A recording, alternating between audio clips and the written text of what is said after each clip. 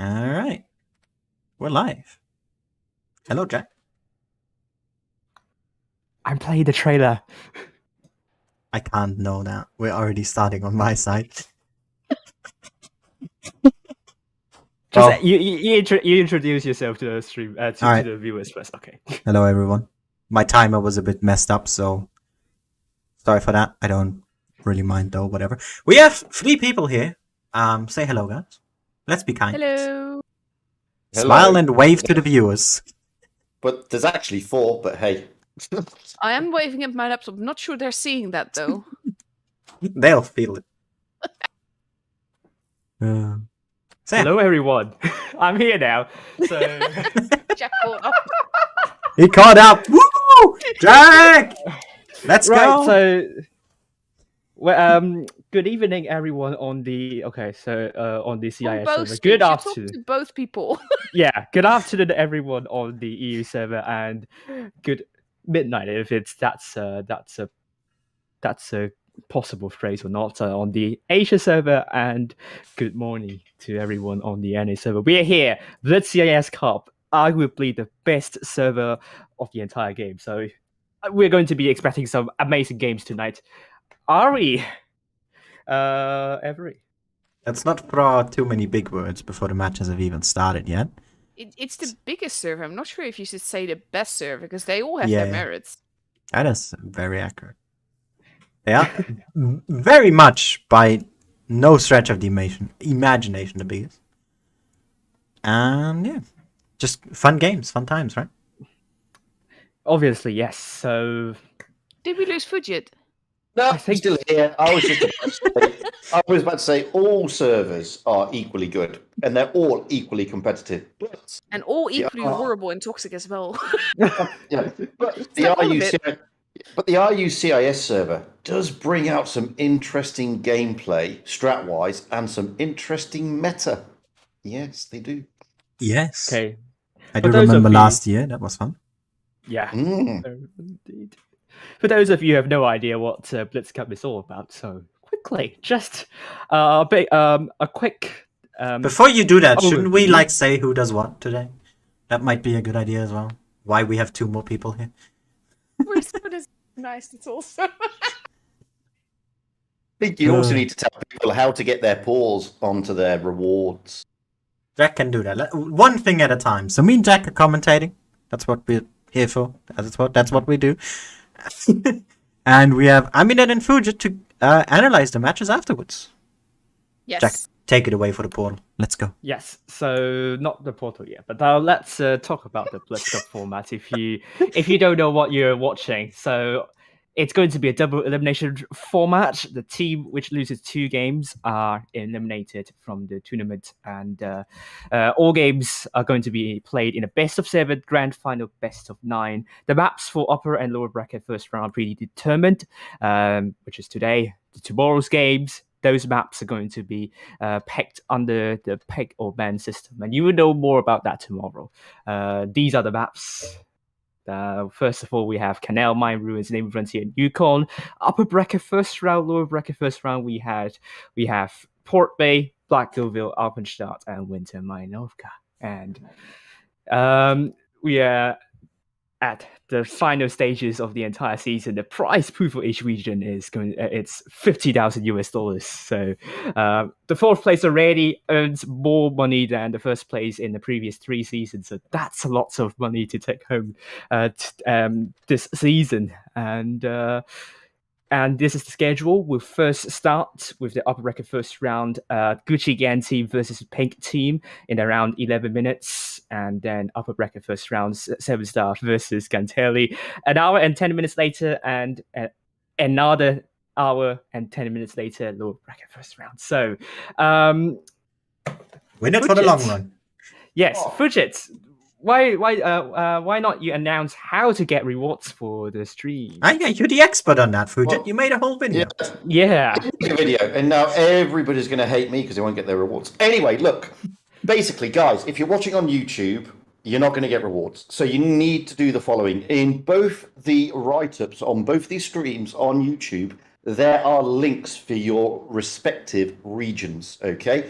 So you need to go into the official War Gaming website. That's the World of Tanks Blitz website. The links are there for your region. Log in, go to the tournaments tab, find the tournament, and then as long as you have that portal window open, number one, and active for the entire stream, plus you've accepted all the cookies, you will get the rewards. Don't remember, ad block must also be turned off. Correct. Ad blocker must also be turned off. But guys, you're not going to get the rewards until the stream finishes. Simple. So don't say I want my rewards now. The other thing, you won't start accumulating the time to get the rewards until the first match commences, which is at the top of the hour that's about to hit us. You can get, if you watch the whole 2 hours, 80 cups and 20 flames. Those are the rewards that are up for grabs today. Aminette, did I forget anything? Aside from just making sure you're logged in and everything and being patient, because it can take a few hours until after the stream before you actually get it. So far, the handing out has worked like a charm. The portal hasn't. Every time you leave the page, it will basically time out. So you have to have the page open at all times in order to have the timers actually work for you. So yeah, just leave it running. There you go. And the main reward is the friends we make along the way. Oh, barf. All right. I had to say it. I had to. Also, one thing that Jack forgot to mention, we're going to have to say bye to one team today. Yes, that is. I mean, the description is already on my video. But anyway, let's also talk about the teams here. Gucci Gang team versus Pink team is the first matchup we're going to be seeing. Last 5 games, we saw Gucci Gang team winning all of them, and Pink team winning all 4 their last 4 games. So this is going to be an interesting combination, an interesting matchup, and I think both teams on a good run. Who is going to end their good run? We will find out soon, and I mean, we also see the last 5 matchups. Gucci Gang team winning 4 out of the 5 matchups. So obviously, Gucci Gang team is the favorite here. Just interrupt one moment, guys. Yeah. I've seen a lot of comments on Wild Ones Halper's stream. Mm-hmm. The website won't show rewards at the moment. It won't start for another 8 minutes. Okay. Yeah, but so at the you'll hear moment, your instructions soon. They're still in the delay. That's true. That's true. But basically, the rewards won't start for the moment. There will be locked and they will be grayed out. Just be patient. Yep, and if you are not familiar with the entire thing, just pause my stream when it's talking about the instructions. It should be quite self-explanatory. And once when the rewards start, you will get a pop-up on the portal that you actually have to click away before the timers go. So then you will know that it's all working as intended. Yeah, exactly. But yeah, Right. Just do all the doodly things that we tell you to, and enjoy your time. All right. So tonight we have 4 teams, so let's actually bring the scene up. So we have Gucci Gang team, also known as Jack. Before you start with that, any let's call it predictions for the 4th place tonight from you 3. I have no idea. To be honest, I've not watched any of the CIS games so far, so I'm going to be happily surprised whatever happens. But I do want to point out that we have an actual Russian team that is supporting the LGBTQ community. Yes. And that's something I actually quite like. Yeah, I totally agree with Eminent. I think also like Russia is does not have a good track record in terms of this issue, and I'm really happy to see teams start showing their support and wargaming also, not censoring the support to the LGBTQIA+ community, and that's applaudable. Exactly. My predictions maybe now. I have a quick look at the teams during the professionals tournament season. I from what I'm seeing here tonight, I would put my money on Zombie leaving tonight first, but I bet might be wrong. What is your bot saying if you've made anything? No, because I haven't been following the CIS server, so yeah, I haven't made a bot to guess what's going to happen. To be honest, I'm not going to make any bot predictions for the rest of the service. So I see. My money's on Zombie, but I don't just know. What want do to you point out, before we get into that, for anyone curious, my name in Russian basically is somewhat related to my other in-game name. Anyway, I don't know actually. I'm just here for good games. Fujit, Yes. Hello. which team do you think would pack their bags tonight? Best one. Oh, sorry, the worst one. It's going to be difficult to say. I'll be honest with you. All these, no, seriously, because you can never tell what's going to happen on the RU server, because they are ultra competitive. They do think outside the box with their strats, and it's going to be who makes the most mistakes. And when I say mistakes, I'm on about the little teeny tiny mistakes that just get absolutely punished. Whoever it's going to be, they're still going to give us a good game. We're just going to have some fantastic games going all the way through. I'd hate to say who's going out and who's going through, because I think all four of these clans have a chance. Yeah, it seems at Porto there is no volume for the stream, which is a bit of an issue. But anyway, let's go to the first match for tonight. It will be Canal Kushigan team versus Pink. I'm going to have a very quick summary of these two teams. What to expect for these two teams. Kushigan team. Look at their focus fire tonight. They had been really good with that, very sophisticated as well. As for Pink, their decisiveness is what you want to watch out for. So, very quick summary. It didn't take me a lot of time to kind of Since you three guys were present for the Apex server, and it is the first, or was the first showing of the 60 TP. Any impressions you got? Anything you think we can expect tonight from these people on the RU server? I'm not sure, but I kind of expect aggressive gameplay, but I always expect that from the CIS server, because usually they deliver. No, but I mean more related to the 60 TP right now, since it is new to the meta. I think we will see a few, but I expect kind of more of a yo spam. That is basically it. That's being said without having seen any of the games on the CIS server, so what do I know? But I kind of expect that with the expectancy of the playstyle, basically. All right. I mean, I have to echo Emanet there, but I think you will see a couple of 60 TPs. I'm sure they won't sit them in the garage. We may see other tanks as well, like the 260, like the 907 or 260 even. Who knows? This is the thing about RU. You just never know what they're going to come up with. Yeah. So let's talk about also the lineups for both teams already. Although both teams are still readying up. But here we are. Gucci Gang team also been I do want to mention, as we see pre-picked tanks and some readied up, the E50M been buff. I think last patch, right? I don't quite know. Was it just a reload buff or something else? But it's a little better now, and people seemingly using it. And I think it does fit actually pretty nicely into the way the CIS server plays. Yeah, I think the mobility is very important for the CIS playstyle, and E50M also has the armor, which could work really well in brawl situation. Also, the DPM. Don't forget about the DPM from E50M. It's pretty decent for a medium tank. Yeah.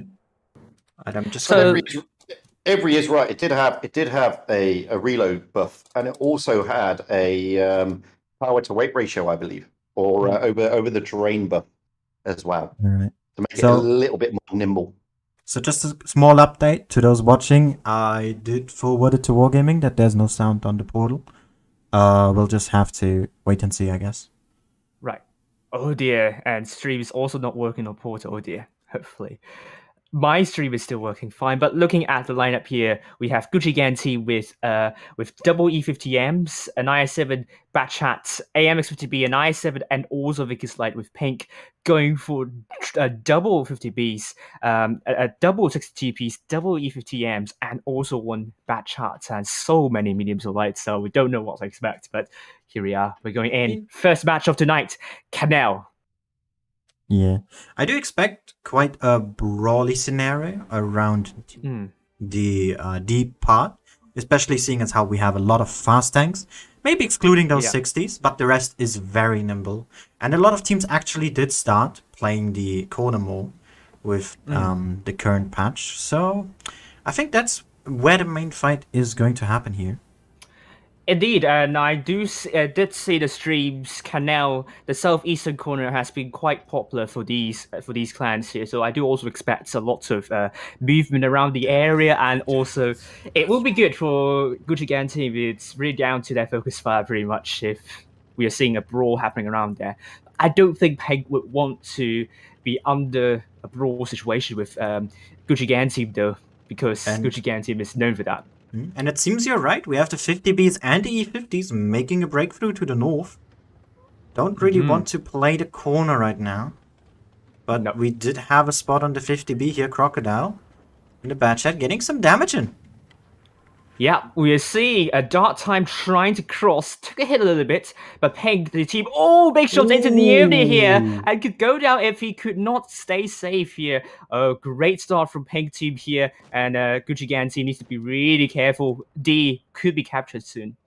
Yeah, but we also want to pay small attention to the Batchat here. Currently passive scouting, keeping most of this lineup lit.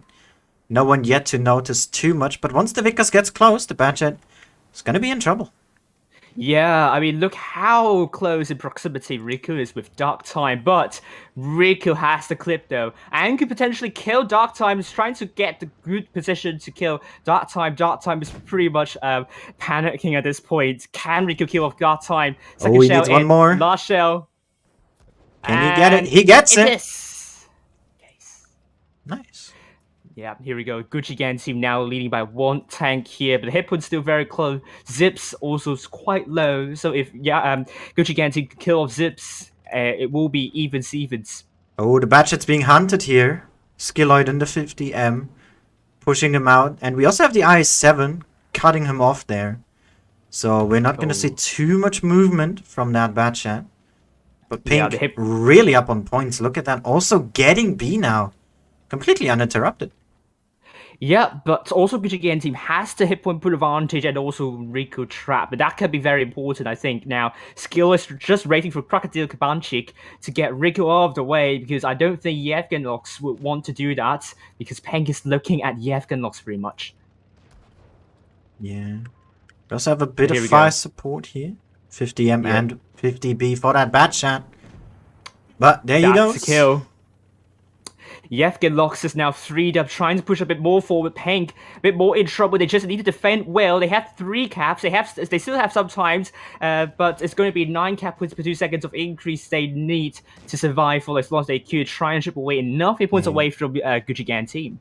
We also need to remember C-cap could just be taken away at any point here, and it looks like the Batchat will do that. And Pink is getting cornered here in this red line area. The 50B and the E50M about to be picked up.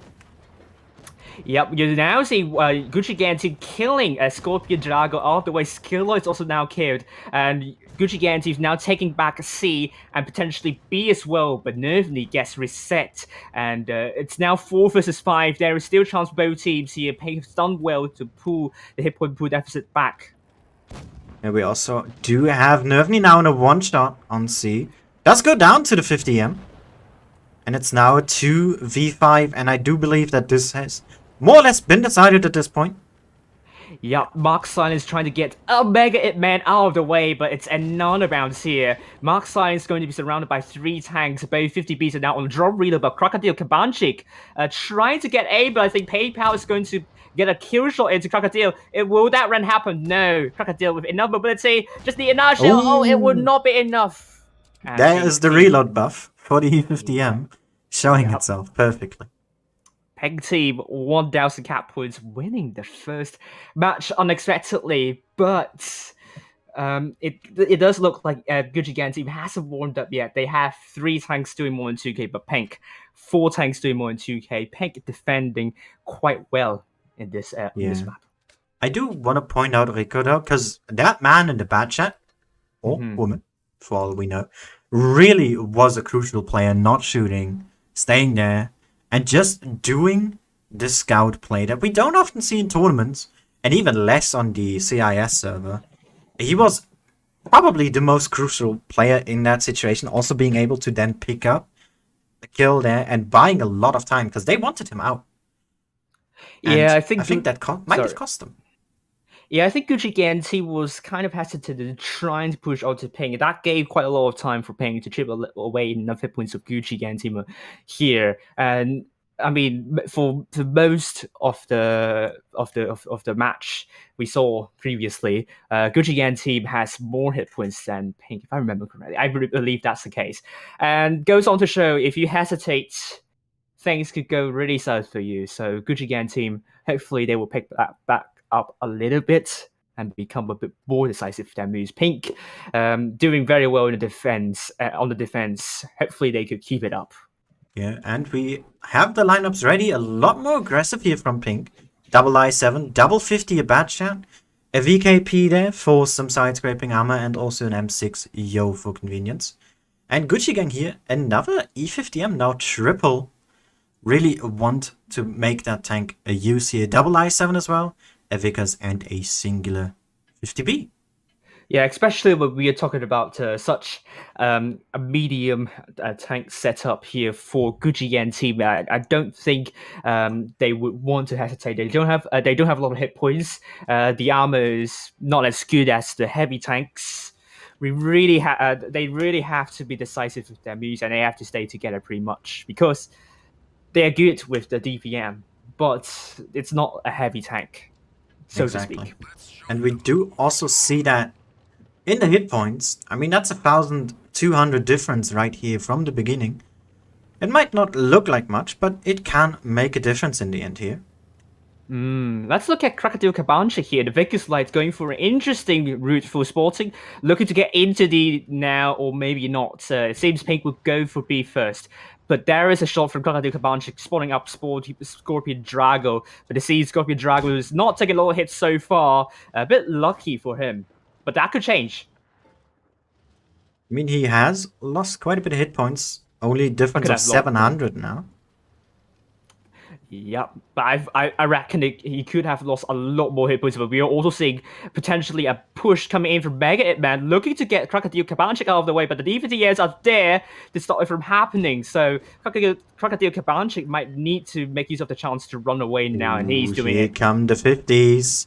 There's one. That's a big roll as well. They're having the HE loaded. Look at his hit points. He's just out. Obliterated into pieces. Pink team is really not having any mercy at all to Gucci Gang team, but I'm not sure what Mega Hitman's trying to do here. He's actually pretty isolated, and it's now being focused by Gucci Gang team and will be taken out by fire. I think there was a mistake here from Pink team, but Nervy, also very low, will be killed here. Look at this aggression. Dark timeout as well. Scorpio died on the other side, and it's a 4v5 right now. But these 50s are isolated. Very true indeed. Now, we're going to be seeing a Mark sign going to be isolated. On the other hand, Gucci Gang team needs to get Danny Saxo out of the way. As Yevgenox is still reloading. His skill load is quite low. And Capral is still on a drone reload here. But still, Mark Silence staying alive as long as he could. But won't be for long. Both players are now dead. It's now 3 versus 3 hit points, still quite close to one another. Skill is down to 1 shot. Don't know what to expect. It's so close. Yeah, but Pink has 3 autoloaders. We need to keep that in mind. Whilst Gucci Gang has 2 single shots, which might be able to make a difference here. Especially considering that I7, very healthy, and so is the 50B. Yeah, very true indeed. And also Gucci Gang team has the cap point advantage. It's actually Pink team that needs to make a move, that needs to get a cap points back, but also B is not under the notice of the Gucci Gang team to potentially the bad shot, E50M. He gets him. That was a great kill indeed. Great shot to Capral as well. And maybe able to land another shot to Capral. Now Capral down to 2 shots. And Rico's on the drum reload. Yeah, PayPal here is ready with a shot, gets a max roll. There goes the pickup, and it's now just the i7 left. And Pinky, bit risky, but it did somehow pay off in the end.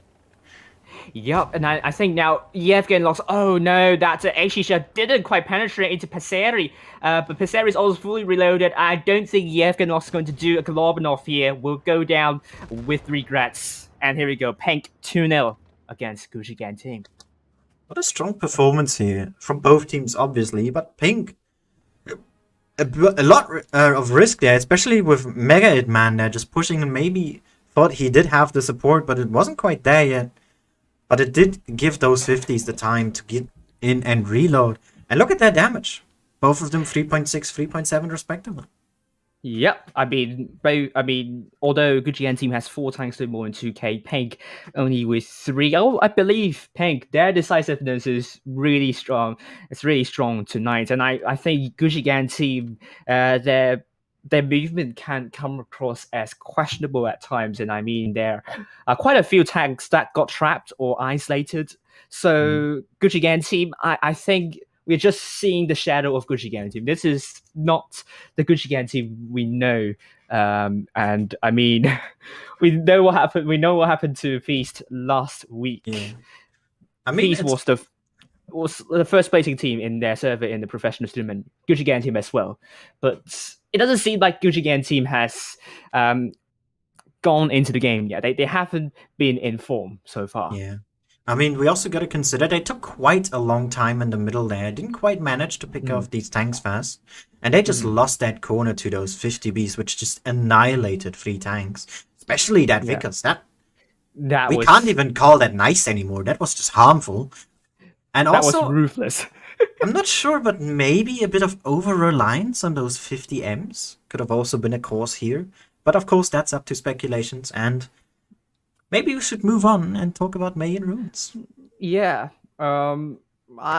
This is a map that sometimes puzzles me on the number of 50Bs taken, but it seems both teams are taking the 50Bs, and Gucci Gang team taking 2 of them, double i7, double M60O, and a 60TP. And for Pink team, we'll know as we go into the battle.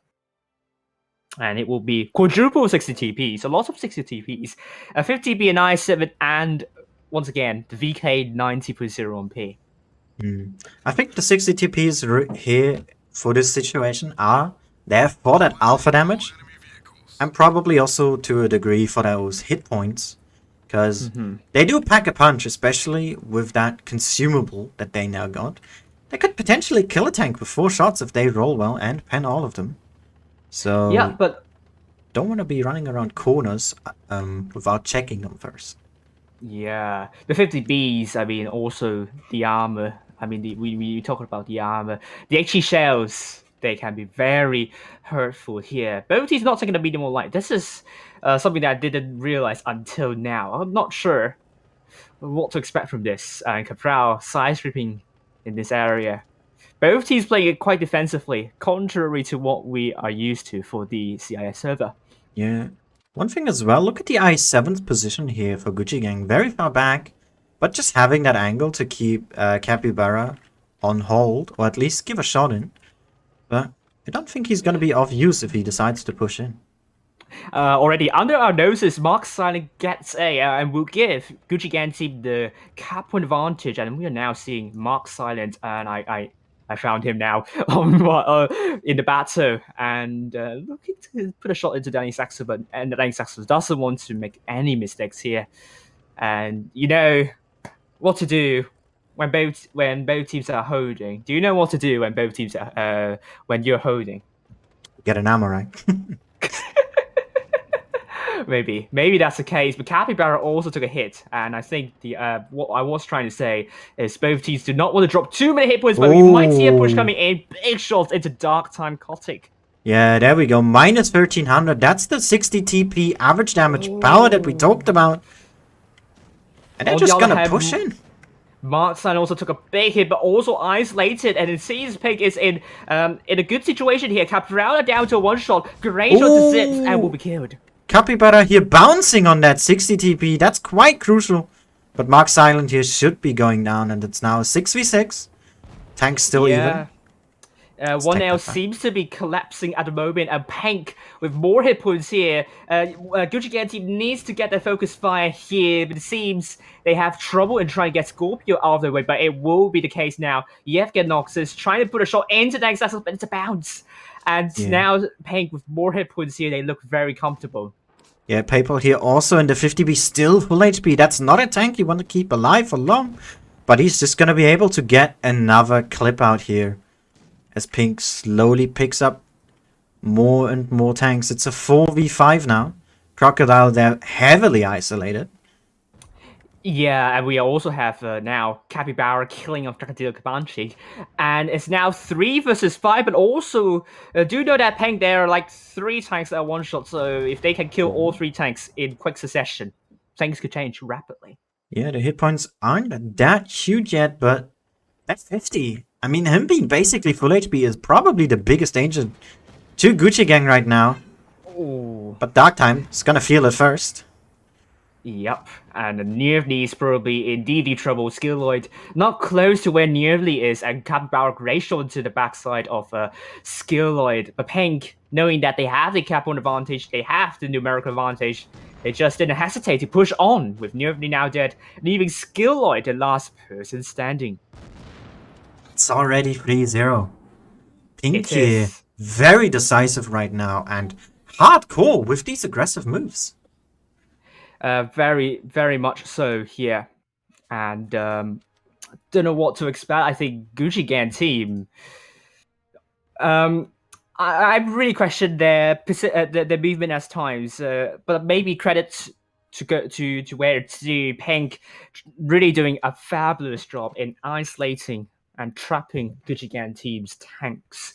And I think if they can keep it up like that, we could potentially see the first 4-0 victory in Blitz Cup. We didn't see that last week, but it could go into this situation, but you never know. Yeah. Pink is not safe yet. They haven't won yet.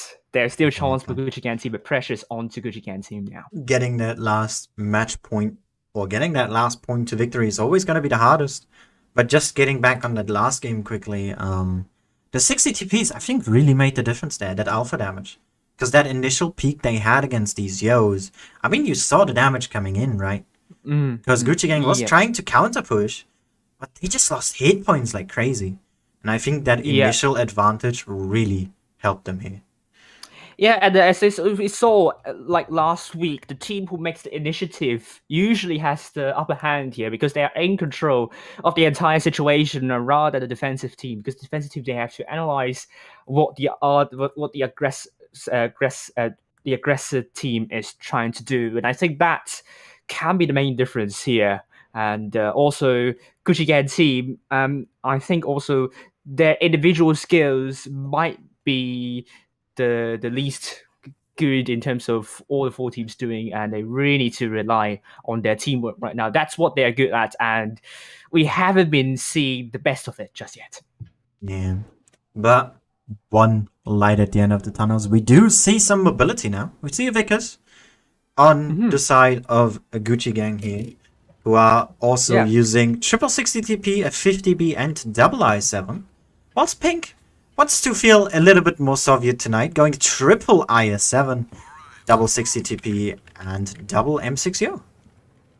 Yeah, we are now seeing Gucci Gang team, Red team now on this north spawn, and looking to go into the A and B side. We are seeing a medium and light tank now. Let's go to Crocodile Kabanchik, trying to get spots up for Gucci Gang team, and Pink approaching the middle area and also the C area. Rico in the I7 probably uncontested in getting C.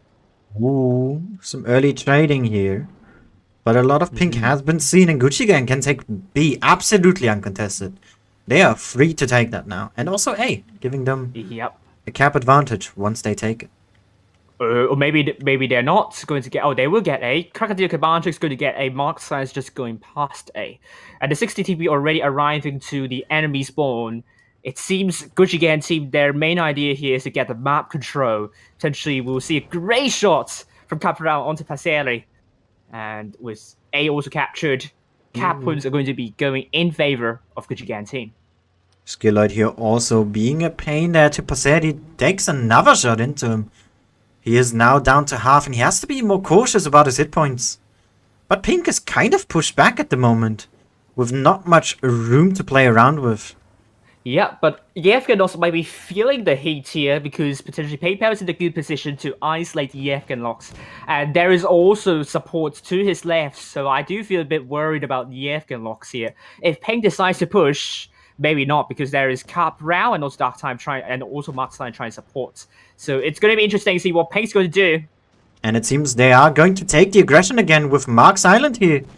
Again, maybe a little over-aggressive here, trying to help out against PayPal, but it's turning out to be quite the bad idea, as he should be picked up here at the moment, but it's not quite happening yet. Yeah, Hippos are now neck and neck, but Passeri's down. Mark Size and Yevgenov's getting crippled very quickly, and Danik Sax as well. Very quickly, we are seeing 5 versus 5. Capybara down to a one-shot. And killed by Capral, 5 versus 4 now. Gucci Gang team for the first time tonight have more hit points in the late game stages, and this could be very important. They need to consolidate. They also have a huge general advantage here.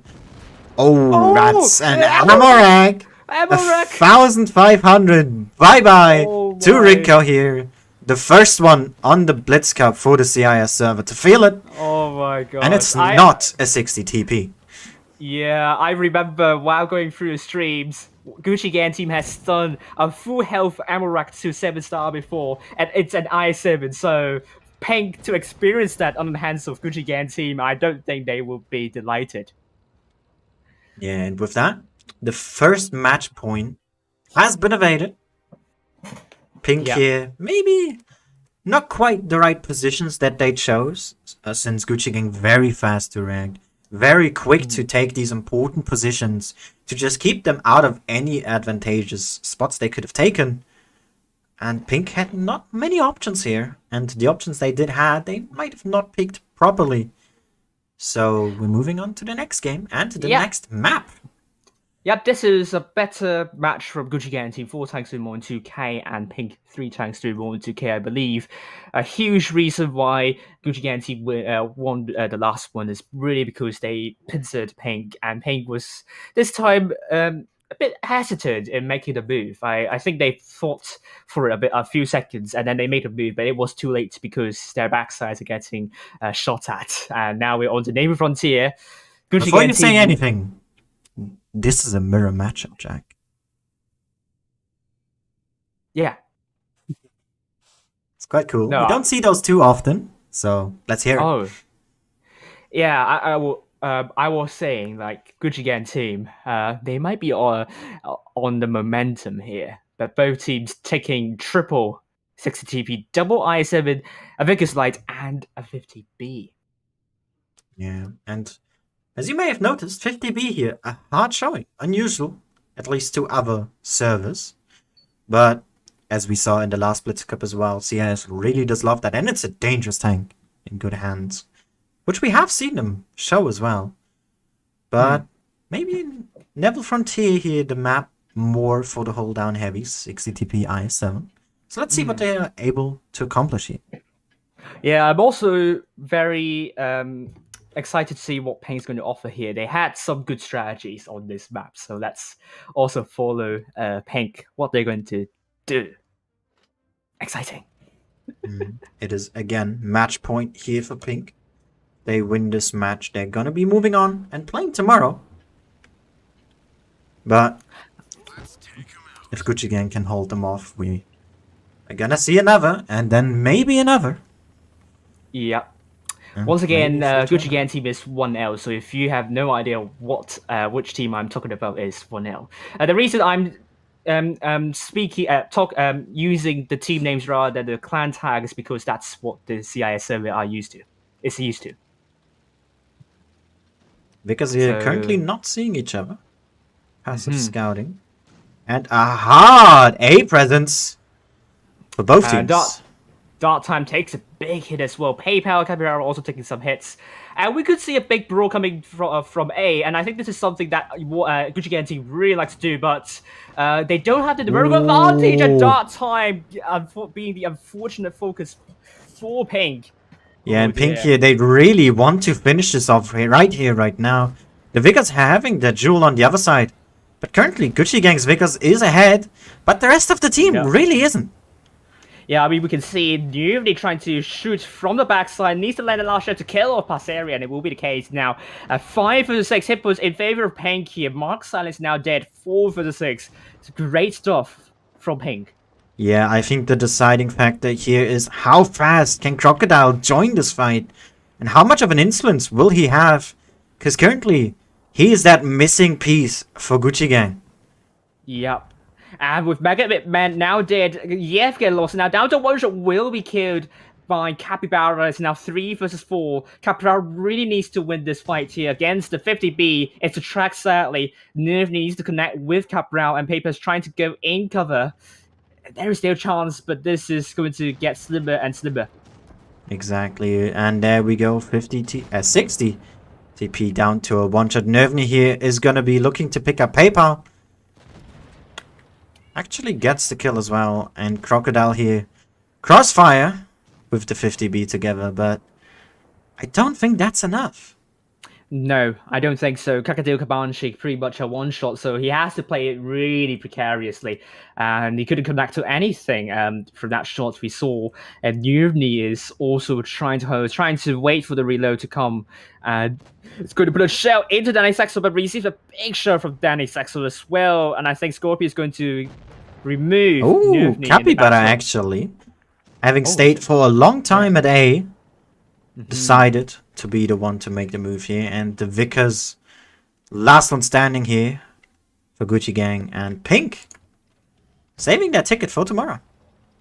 Yep, and Crocodile Kabanchik desperate now, trying to put a shot but didn't connect. Pink with a cap, and with hit points, cap points, they are through to tomorrow's upper bracket final. Congratulations to Pink. And contrary to lots of expectations, Pink will not be going out tonight in the tournament. They will qualify to the upper bracket final. Congratulations to Pink. Commiserations to Gucci Gang team. They really need to pick themselves back up in the lower bracket first round. So there are so many warning signs from them. Yeah, but that was a great game. In general, not just this last one we had. Of course, it also was very action-packed, very decisive again, though, by Pink. Pushing in there. And I didn't expect that, if I'm personally honest. The matches seemed closer than what the result is showing us here of a 4-1. It could have definitely gone to tiebreaker, but I feel like what you said is correct. Gucci Gang here. Teamwork is missing a bit. Tank staying too far behind, maybe. Not quite grouping up properly.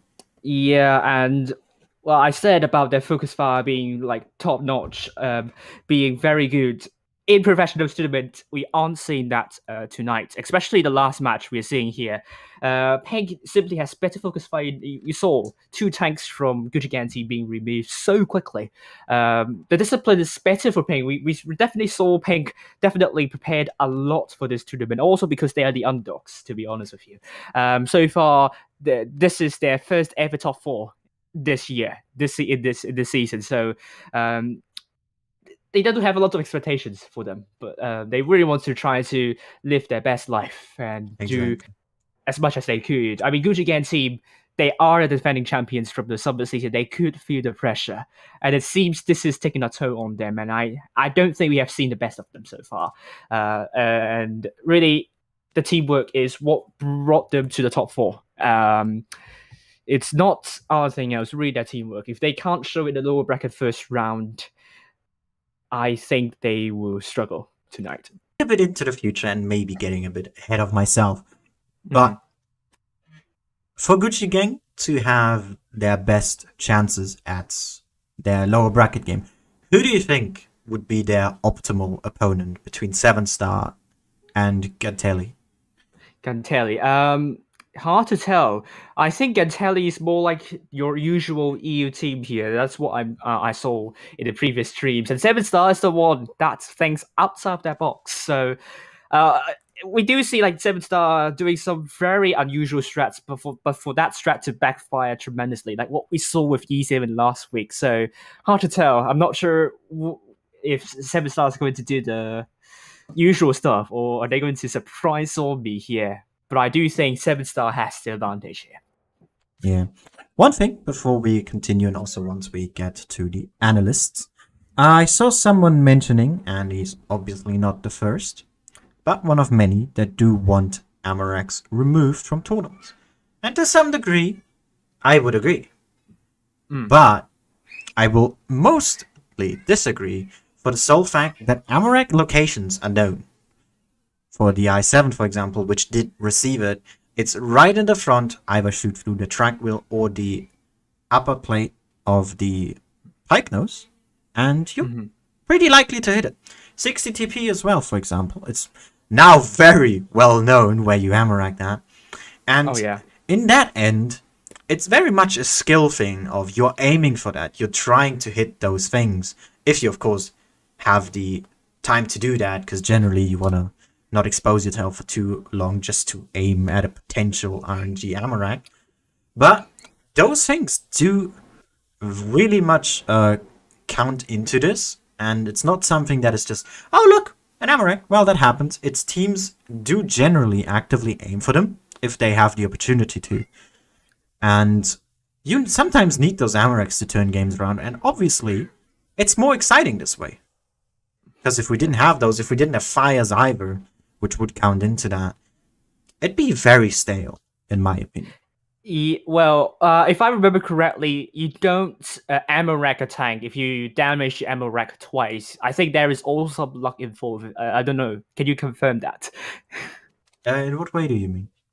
I mean, you might Amarex a tank, but you don't Amarex a tank like certainly. Like you can damage the Amarex for the first time, and the second time if you damage the Amarex again, there's a higher chance for you to destroy the tank entirely, but it's not like a certainty, isn't it? Oh no. So you have I believe it's a 67% chance to crit a module. Because for those that don't know, modules also do have hit points, and those hit points are set. And your guns, which goes by caliber, those have a certain amount of module damage. Which is why, for example, smaller guns aren't as good as tracking tanks as the really big ones. Those 150s, 152s, for example. And since they have a higher module damage, they are more prone and more likely to hit these Amarex. And like I said, it's a 67% chance, roughly, to damage a module when you hit it. And then you have to roll the dice again. First of all, you have to hit the module. Not just shooting the same place will work. You have to, of course, have the same angle as well. But you then need to make it so the hit points of that module drops to 0. Just like you do with tracks, you shoot it over and over again until you track the enemy. And the same does go for an Amarex. So it's not 100% sure, but you're very likely to if you have the skill and knowledge to aim for these things. Yeah, as well, I saw my stream. Thank you for the donation here, and I think the message said about... oh, is that retracted? I don't know. This message said about they would like to have a LATAM server. I think that's something that all gaming could consider in the future. Like the NA server, I mean, North America is quite far apart from South America. It's not what we're here for, though, Jack.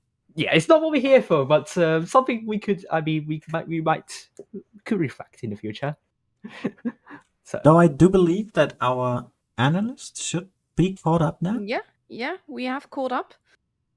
Basically, this this was sort of like the Asia server chaos that I always expect from the Asia server. The only thing is it's more coordinated chaos. It was very aggressive gameplay. It was really just big brawls, really. Like there was clever gameplay involved, like the bad chat that was just in the bush, not shooting anything, but literally just there to keep everyone spotted. And there was the VK that was holding the ramp on Mayan Ruins to keep Gucci Gang from joining their teammates and everything. But overall, it was just really big brawls. I mean, Pink was very unpredictable tonight, and Yes. I mean the positions they took, the movement they did, they caught Gucci Gang team by surprise a lot of times, and that's something that I think Pink, if they continue to do that, they can really challenge. They can really challenge the authority. I think there's a better word than authority. I forgot. I mean, I just want to jump in at that stage. I mean, the game. Every said it. I mean, the games were a lot closer than they looked. To be honest with you, it's not like Pink ran riots against Gucci Game.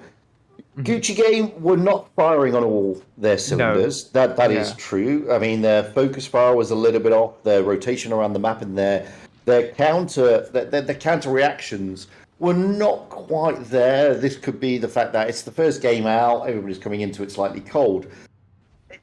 Pink was slightly more aggressive, to be honest with you. They really wanted to take the game to Gucci Game. And Gucci Game, for a majority of the game, of the games, apart from the one game, were playing catch-up. They were doing counter pushes and they were trying to sort of plug gaps. Going back to the ammo rack, it wasn't a full HP ammo rack. Looking at it going backwards, it wasn't a massively huge game changer. It's disappointing for Pink, obviously, but to be perfectly honest with you, Rico was moving in and he was being focused at that stage. He'd already had 2, maybe 3 shots put into him before the ammo rack, and Gucci Game were on a high at that stage. They had more tanks on the battlefield, they had more HP, and they had managed to actually contain Pink. I think what we're seeing is the opening salvos here. I mean, massive congratulations to Pink for turning it over, of course. But don't write Gucci Game off just yet. I mean, they're not out. They've got the next. They're going to play whoever loses this next game between 7-Star and Zombie. This may be a different type of Gucci Game. They may have been warmed up. They may have more focus. They may have taken out of these games the things that they feel are the mistakes, where they're going wrong, what they need to tighten up on. So it can still go any way, to be fair, guys. And we have to include as well, they have time to analyze their opponent now. Yeah. So they're free to relax and, get their head back into it. I do kind of expect this sort of gameplay throughout the CIS games, because brawls and basically not like YOLO rushes, because it's not really YOLO, but this very strong aggression is something that we've known the CIS server for years, and the current meta allows for that again.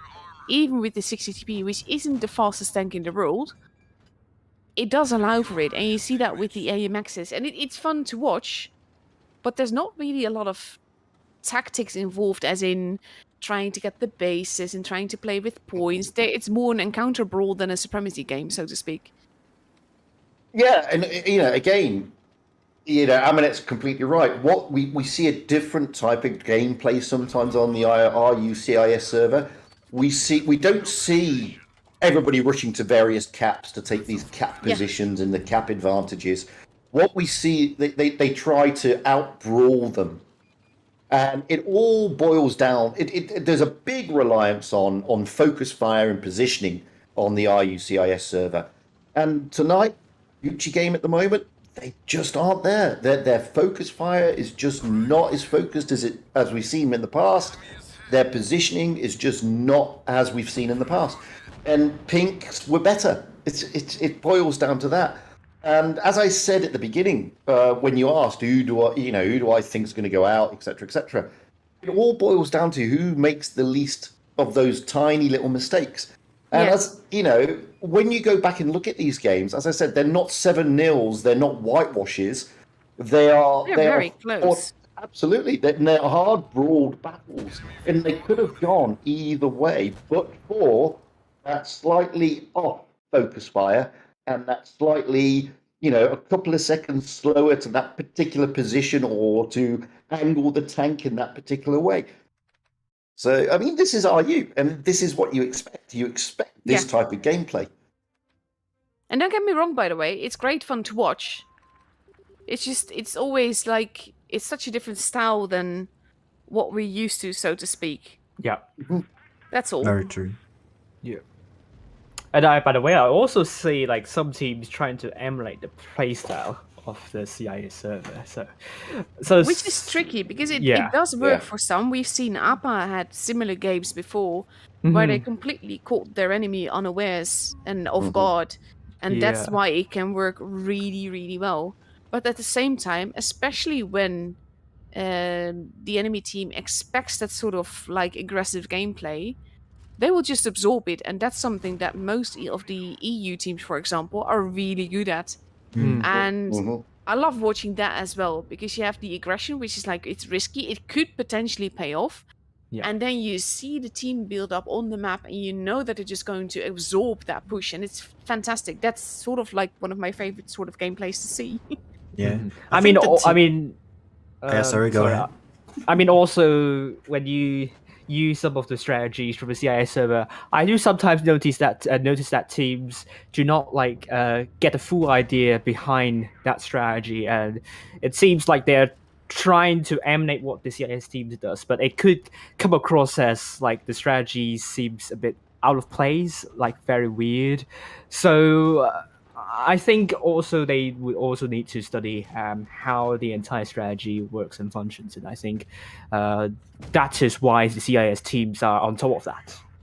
I mean, the thing is as well, just trying to copy the lineup, of course, has worked for some teams. Trying to copy the strategy is a whole different thing, because the CIS server has accommodated to this meta that they're currently in.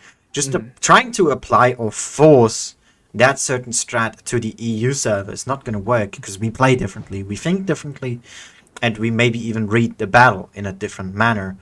And just trying to copy that per se is just not going to work out, because you're trying something that's because the Russian people have their strats the way so that they can react to whatever Russians do, right? But you can't do that on EU because we don't play like them. We don't react like those on CIS. So a lot of the things might just be pointless. Some positionings might just be very for no reason. But I think the team, which is what I wanted to say initially, that is closest to the CIS gameplay, but does it very strategically and very methodical, is Endgame. Because they do have that aggressive energy, and they make it work, but on a completely different reason than to what we see on the CIS server. It's interesting to say, by the way, because EG is also one of the clans that is the best at absorbing pushes like that. I don't know. I feel like the EU server, the teams are quite similar in terms of playstyle. Like it's like CIS server where you have a multitude of playstyles that you could take, and they still work. EU server for me comes a bit across like there is a general idea of what most top teams would do. I don't know. It just come across to me that way. Well, So you mean like the same thought to, process? Well, just to jump in again, I mean, you know, I've been involved in the tournament scene as a streamer for quite a while now, and the RU server always says that they consider that some of the other servers, especially EU, is slightly more passive. They do say that. Yeah. Now, I just want to take everybody back to the very, very first game that we saw tonight on Canal. Okay, and if you go and have a look at that game, in the opening minute, you've already got Gucci Game being very aggressive, straight down. You know, they've taken 2 of their tanks to the decap. They've got their Vickers really pushed up forward by the C-cap, and they've taken an IS-7 down that sort of little canal route at the back of B and C.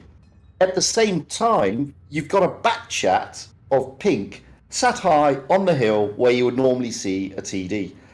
People would, you know, this is aggressive gameplay, and this is gameplay where they're looking to see where the enemy tanks are, and they're looking to smack them. And, you know, it's great to try and draw comparisons to teams on other servers, but you can't really do that we have aggressive teams on EU. We have BPS who are aggressive. We have the Joneses who can be aggressive. We have Loca. Each team can be aggressive on the map they like to be aggressive on. What we don't have on the RU server is this big mix and match of passive, aggressive, cap points, not cap points. We don't have that type of mix. We have very focused, we want to dominate. We want to destroy the other team. And that's the type of gameplay you get more of on the RU server. And that is why it's exciting to watch, and it really throws a spanner in the works, because when you watch this, it's very aggressive and the hit points go down very quickly and the games can go either way. And just tonight, we've seen that Gucci game did not pull it off. Pink did, but that's not to say that Gucci game couldn't have pulled it off, because they could have. It's that close on CIS. I very much agree with you there. And I think this, how do you put it?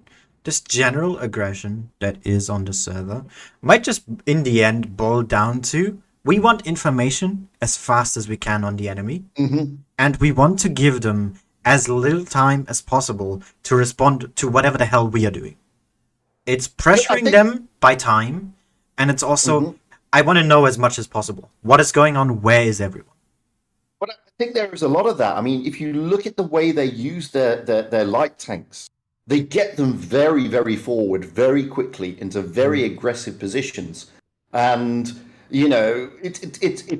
it's there for a reason. And that reason is, as you just said, let's spot what we can and play our plan from there. I mean, the pushing tanks deep is also a point of, let's not give them any map control. Yeah. Or not as much as, you would normally want. You want some space, you want to move around a bit. Since, even if you're not claustrophobic, if you're pushed into a space, you're just not comfortable. And you might not play optimally, because it's also a bit of a mental thing of, I can't go there even though I want to. I'm better in that spot, but it's blocked off. Someone's already there. That kind of thing. And I think it's a big mental. And that's the thing. And that's where I think, when you look back at the games you've just seen, you say, oh, well, G game looked like a little bit off. Yes, they were, but it could have gone so differently. It's just that Pink were that extra tight. They reacted that extra second quicker. They had their guns move that extra second quicker in formation. And, this is what you get on RU. Very fast-paced, very aggressive, very quick. Don't have time to think. Not really. It's not like, you're trying to get crossfires, put them in a trap, trying to bait them, trying to do this, trying to do that. It's very, very, we're not going to give you breathing space, guys. Or they just think really fast. Who knows? We're not Russian. That as well. But it is more of, and I go back to last year's Blitz Cup and watching the games there, and it's pretty much the same. We are not going to give you the time to sit back and chill out. We're just going to go at you full on. And we're going to see if you can either absorb it, and if you can absorb it, then we're still going to carry on at you, but we're going to focus fire, or you may not absorb it. And I remember, I think it was Mercy taking all their tanks through the town on Middleburg and absolutely steamrolling the other team. Or was it, I can't remember who it was. It was either Mercy or 7-Star doing that. And you can expect this. And we've just seen that. And, we're going to see a lot more of it shortly. Yep. Well, to sum all that rant up, we have great games ahead of ourselves. And we just watched great games as well, obviously. Yeah. I think what we're going to be seeing later tonight, 7-Star versus Zombie, it could be very, very different. I think that is entirely possible. Like, from what I saw with 7-Star and Zombie, or Gantelli. Let's call them Gantelli because that is what they are called after. So both of these teams have shown some very different playstyles in professional stream, and I'm excited to see what we're going to be expecting for these two teams. 7-Star, they were known for being for thinking outside of the box, but could also backfire because of that. And Gantelli, I think this is a team that I don't have the best idea on. I do see them playing a lot with caps and trying to play with the cap advantage. So it's quite similar to what I would see on the EU server with how they approach the cap control and also how they rotate and how they chip away hit points of the other team, how they isolate tanks and surprise others. So yeah, I think we're in for a totally different match for this one. Maybe. All I Yeah. would say, and I think all four of us can agree on this. I mean, 7-star are seasoned veterans, and Yep. they've got one of the best players ever to play this game. Yeah. In that team. Yeah, So- I think. so- Sorry. So you're going to see. I mean, 7-star always have the ability to dominate and decimate. That's not to say that Zombie Cantilli don't, because I think they do as well. It's going to be, whichever way it goes, it's going to be ultra competitive and really hard fought. Neither of these teams are going to give any quarter. Both of these teams need to be in full concentration mode. I mean, I've seen these teams being punished so heavily when they just go out of focus for a few seconds. And you don't want to be in that situation. It's CIS server. Every minor mistake can be can have a lot of impact to the outcome of the game. That's true. And some people might also say, well, we're gonna have another team with cold hands, or another 2 teams. But the thing is as well, they just watched a game happen. I mean, it's most likely that they just watched what happened between the other 2 teams, because you want to see what they do, what form are they in. But I think that might help them as well get into that spirit and just perform greatly. So I'm having a feeling we're gonna see high impact from the very beginning here. Mm-hmm. Yeah, and also let's talk about the last 5 games for these 2 teams, also the last 5 matchups. 7-star has won 3 of their last 5 games, and they had the run of 2 defeats in the second last and third last match. As for Gantelli, they won 4 of their last 5 matches, 5 games, but they lost their last game. So both teams might not have the best form. So we don't know what to expect. As for their head-to-head matchups, Gantelli is quite a new team, although they had a lot of players previously from Mercy. And if you don't know what happened to Mercy, they basically broke up, and half of them went to Gucci Gang team, and the other half went to Gantelli team. And so far, we saw 7-star winning 2 of their last 3 matchups. So don't know what to expect about Gantelli. In summer season, they are under the clientele of FE215. So it's going to be quite new to all of us, not just us 4. Mhm. And before we continue talking, let's have a bit of a refresher on how to get rewards. So just follow the instructions on my stream. I mean, it's quite self-explanatory. Just go to your to the respective website that your account is in, and log into that website using your account there. Click the tab Tournaments at the top of the screen, and click the big tab that says Blitz CIS Cup. And then just click any video you find, and make sure you enable your targeting cookies in cookie setting, or just enable all your cookies if you don't know which cookie I'm talking about. This is to prevent you from watching a gray screen. If you're watching just a blank gray screen, you will not get any rewards. So I think there's not a lot more to add, is it? The portal is a little bit glitchy, so you have to be patient with it. And the moment that you click on any other page, it will probably time out. So just take that into account. Basically, just see it as if you're going AFK. You got the stream running. It's actually working on the portal. You don't touch it anymore, and you just hope that it stays working. Yeah. You pray to So- RNGesus. Yes. Maybe make a sacrifice as well. Who knows? Might work, no. might not. I do No. not confirm that these have 100% success rate. Right, so once again, we are now on to the second week of November CIS server. So the next week it will be dedicated to the NA server, and Yep. the last week it will be dedicated to the EU server once again. Prize pool for each region is $50,000, and even the fourth placing team of this season will earn more money than the first placing team in the last three seasons. So. Yeah, a lot of money is on grabs. So. Just to jump in for those on the stream who are watching Bart from Android, just been told by Wargaming that there may be some technical issue with Android devices with regard to the sound. They are figuring it out. They're trying to work on it, so hang in there.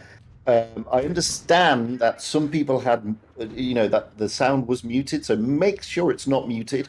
Those of you on Android, if you're still experiencing issues, they are aware that there may be an issue with Android, but the technical team are on it. They are trying to work it out. That will not affect, however, the rewards. Just the sound. Just the sound. Yeah. I also saw that it's not affecting everyone, because I had a couple people mention that they are watching on Android. Yep. No, some are watching on Android. They don't have that issue. That's what I'm saying. So it's not exclusively everyone. It's just that some people. No idea what defines that group of people, but the main factor is Android. That's what we can say. Yes. Yeah, but as I said, it's not affecting your ability to obtain the rewards, guys. It's just the sound. So whilst it's not fun watching it silently, it will still tick over those rewards. And you could also last just week, turn during on the Apex sound. server, I on had YouTube. the stream playing on my iPad, and at some point it just became a large black screen. But the timer still was going, so I just get all the rewards, even though I could see nothing of the stream, let alone hear it. But yeah. Right, so going back to what we're going to be seeing in the next game. Once again, we are back in the upper bracket first round. The maps are Canal, Mayan Ruins, Naval Frontier, and also Yukon. And You it's could just say the same maps, Jack. Yes, it's the same maps. So unless you haven't watched it at the last hour, so these are the maps that you're going to be seeing once again. It's going to be 7-Star versus Gantelli, also known as Zombies team. The loser of that will face Kushigan team in the lower bracket first round, and the loser of the lower bracket first round will be packing their bags tonight and will be watching from television tomorrow. And let's say hello to everyone on the chat. Privyet. I do see a lot of privyets on my chat. So yeah, hope you guys gals and BPAs have a lot of fun watching our streams and our commentary. And yeah, I also see a lot of people complaining about the portal. If you're seeing a grey screen, once again, enable your cookies. This is the main reason why I was seeing grey screen. Yeah, you need a cookie. I don't have any cookie with me, so do you have? You won't be. Jack, you won't be seeing me eating any cookies on the stream. Yes, my friend. Do you have some keys? No, I don't have keys. You should ask Walking about that. No keys for you. That is unfortunate. Yeah, I thought you had some. Don't by that. Yeah, don't now go spam my chats and say where are my keys, because you won't receive any keys. You won't receive any T22 container keys because you don't have any T22 containers now. So. Oh really, Jack? Really? I didn't know that. Thank you for telling me. I am now informed. Did you hear that, guys? You cannot get T22 keys because there's no containers. Wow. Yeah. Yeah. Unbelievable. So, here's Royal Fatness. I know you're on every stream. Sorry, mate. No keys. Oh my gosh. No also, keys. what is that weird spelling he typed me in? He had the V capitalized. I think he was. Only HRA can answer that. Yeah, but it's because your very good name is taken. Let's not get into that. Anyone knows the target. I think if you scroll down the website, you will see something about cookies. So it's cookie settings. Just click on that. I think you need to scroll down the drop in box. I don't know how to say the box. Just some say the box, and you should be. I think it's the second option. The targeting cookies is the second option. You need to enable that. Also, I would like to it's mention. It's just easier to go to the cookie settings, accept all. Yeah. And then just delete it all when all the streams are over. Because basically the thing is, for me, for instance, I could like do it like properly and only accept the cookies that I really need. At the same time, I wouldn't have faith that everything is working as intended, so I just really... And it's tedious. Yes, that too. I don't want to have to look at it. I want to mention one thing though, since I saw it a while ago, it's not right now in the chat, but someone asked for Espanol. I must apologize, but if you have been unable to follow, it says EN in the stream title. No Espanol. Just want to make that clear. Didi asked, they have a dog. Is it good enough for sacrifice? No, please don't. Please don't sacrifice any of your pets or any people. Please don't. Just humans. That's all. Yeah. No, that's Some not humans as will I do. can't believe you said yeah. No. That'll do. Wild Ones Helper, condoning human sacrifices. No. I'm not. No. I'm not that person. You know. I'm not going to make references to that event, but yeah, no. If you know what I'm talking about, I mean, although I honestly do not. Neither. I'm gonna be very honest. I do not. Good. It's good. It's good that you don't know the reference because it's really grim. So no. Yeah. Okay. You need to tell me after the stream then, because I do want to know now. Yeah. Oh. I think I can type you on that. Yeah. It's very dark. So yeah. You know what's interesting? I had Dragon Creek in my chat booing the replay. How dare he, by the way? No, his opinion. But but I now got a replay of him platooning with someone, and I kind of just want to watch it now to laugh at his mistakes. What should I do? I'm very conflicted. Is that morally correct? Bujit, as a lawyer, do I have your permission? Is it funny? Is it worth a laugh? Then yeah, it's just laugh away. But what is considered funny? What are the legal implications of funny? Well, if he does a nice move or a bad move and he gets wrecked, then it's giggle worthy. That's okay. Is it worthy of a ha-ha? An audible noise coming from my mouth? I think so.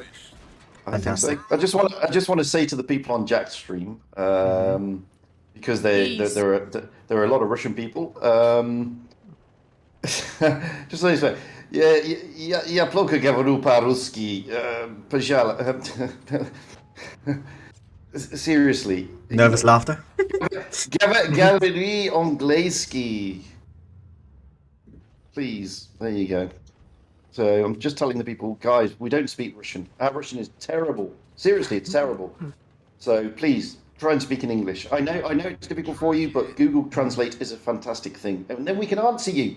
To be honest with you, but we can't if you only speak Russian. I'm afraid. Yeah, we don't have Alexa here, so we can't ask the bot to translate for us. No. Did you just say Did you just call Alexandra a bot? No, I was. Honestly, Jack.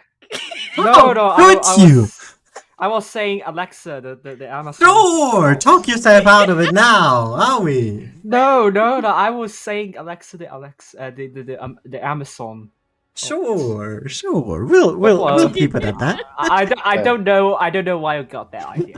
Honestly, Do you want to dig that hole any deeper? I'd like to. Yes. Do you have a shovel prepared? Oh dear. So, interesting. When does the game start?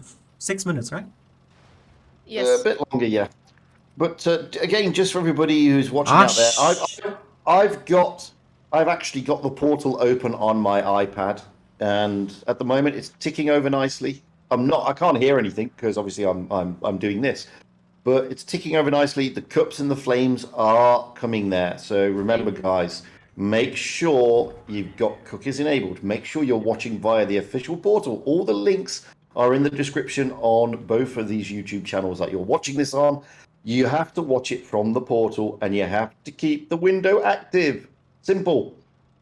Very simple.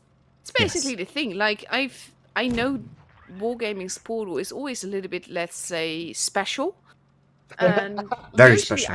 I just watch it on a different device, and as long as I do that and I do not touch it after I've pressed play and it's started to count, then everything goes well. As soon as I do anything else, it all goes down. Absolutely. Okay, I think we have the room invite up now, or maybe not. Nice. Very soon. Very soon. Just we only have about 5 minutes to go. Once Oh, again, no. 7-star versus Galtelli, and what to expect is, to sum up in a few words, 7-star expect their out of the box thinking. Zombie or Galtelli expect their cap play. Oh my! Smoke alarm is going off. I'll be right back.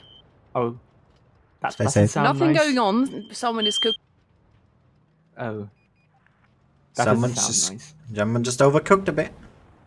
Burnt the Wow, Dragon Creek, how are you still sitting in the middle, camping? Can't believe it.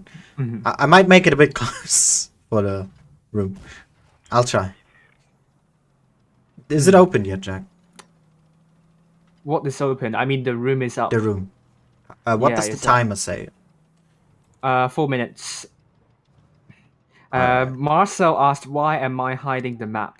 The one that has red land. I don't know what you mean by that. I'm not hiding anything.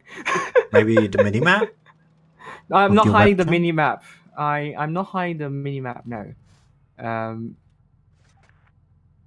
So yeah. So looking at 7-star versus Gantelli, we have a few people here. Blessed Days, Nikkei's. There are 2 Gantellis. One of them is Gantelli Pix, and another one's Gantelli Downhill.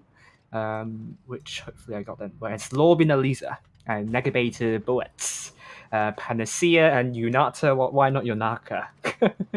On a subs bench, I think Yonaka is quickly becoming one of my most favorite bands in the UK. So, Jack? yeah.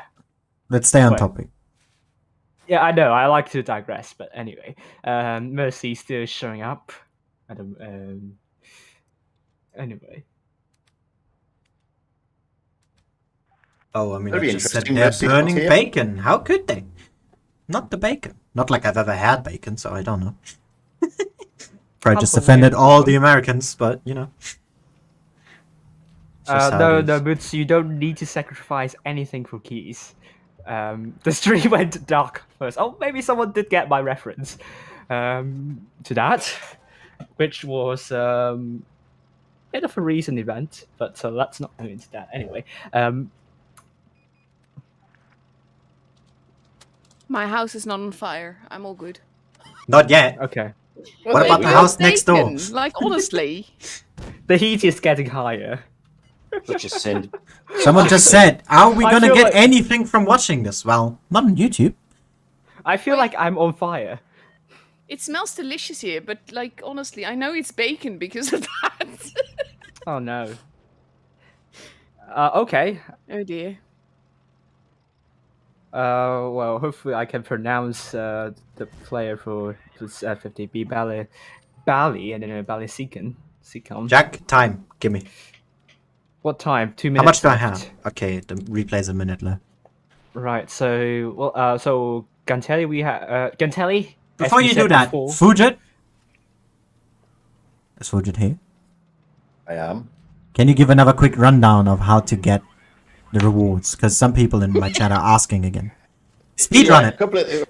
Right, guys, let's start at the top. Firstly, there are only 2 types of rewards that you're going to get for today's stream. You're going to get Super Cups and you're going to get Flames. The Super Cups, you will get up to 80 if you watch the entire stream, which is 2 hours. And they tick over 20 Super Cups every 30 minutes. Flames, you can get 20, and they tick over every 30 minutes, 5 at a time. So again, you're only going to get the full amount if you've watched the entire stream, the full 2 hours. To watch that, you need to go and watch it via the portal. All the links for the portals via the World of Tanks Blitz official website are listed. Go in there, log in with your in-game name, and keep that portal open. Make sure you've got your cookies enabled. If your cookies are not enabled, you'll get a green screen, and nobody likes a grey screen. Simple as that. You will not get the rewards until the end of the stream, so don't ask. And you don't get keys, so don't ask for that either. Okay, quickly now going into 7-star. They're going to be taking quadruple 60 TPs, Gorilla, an I7, and Vickers Light driven by I got it. Josh. I got it.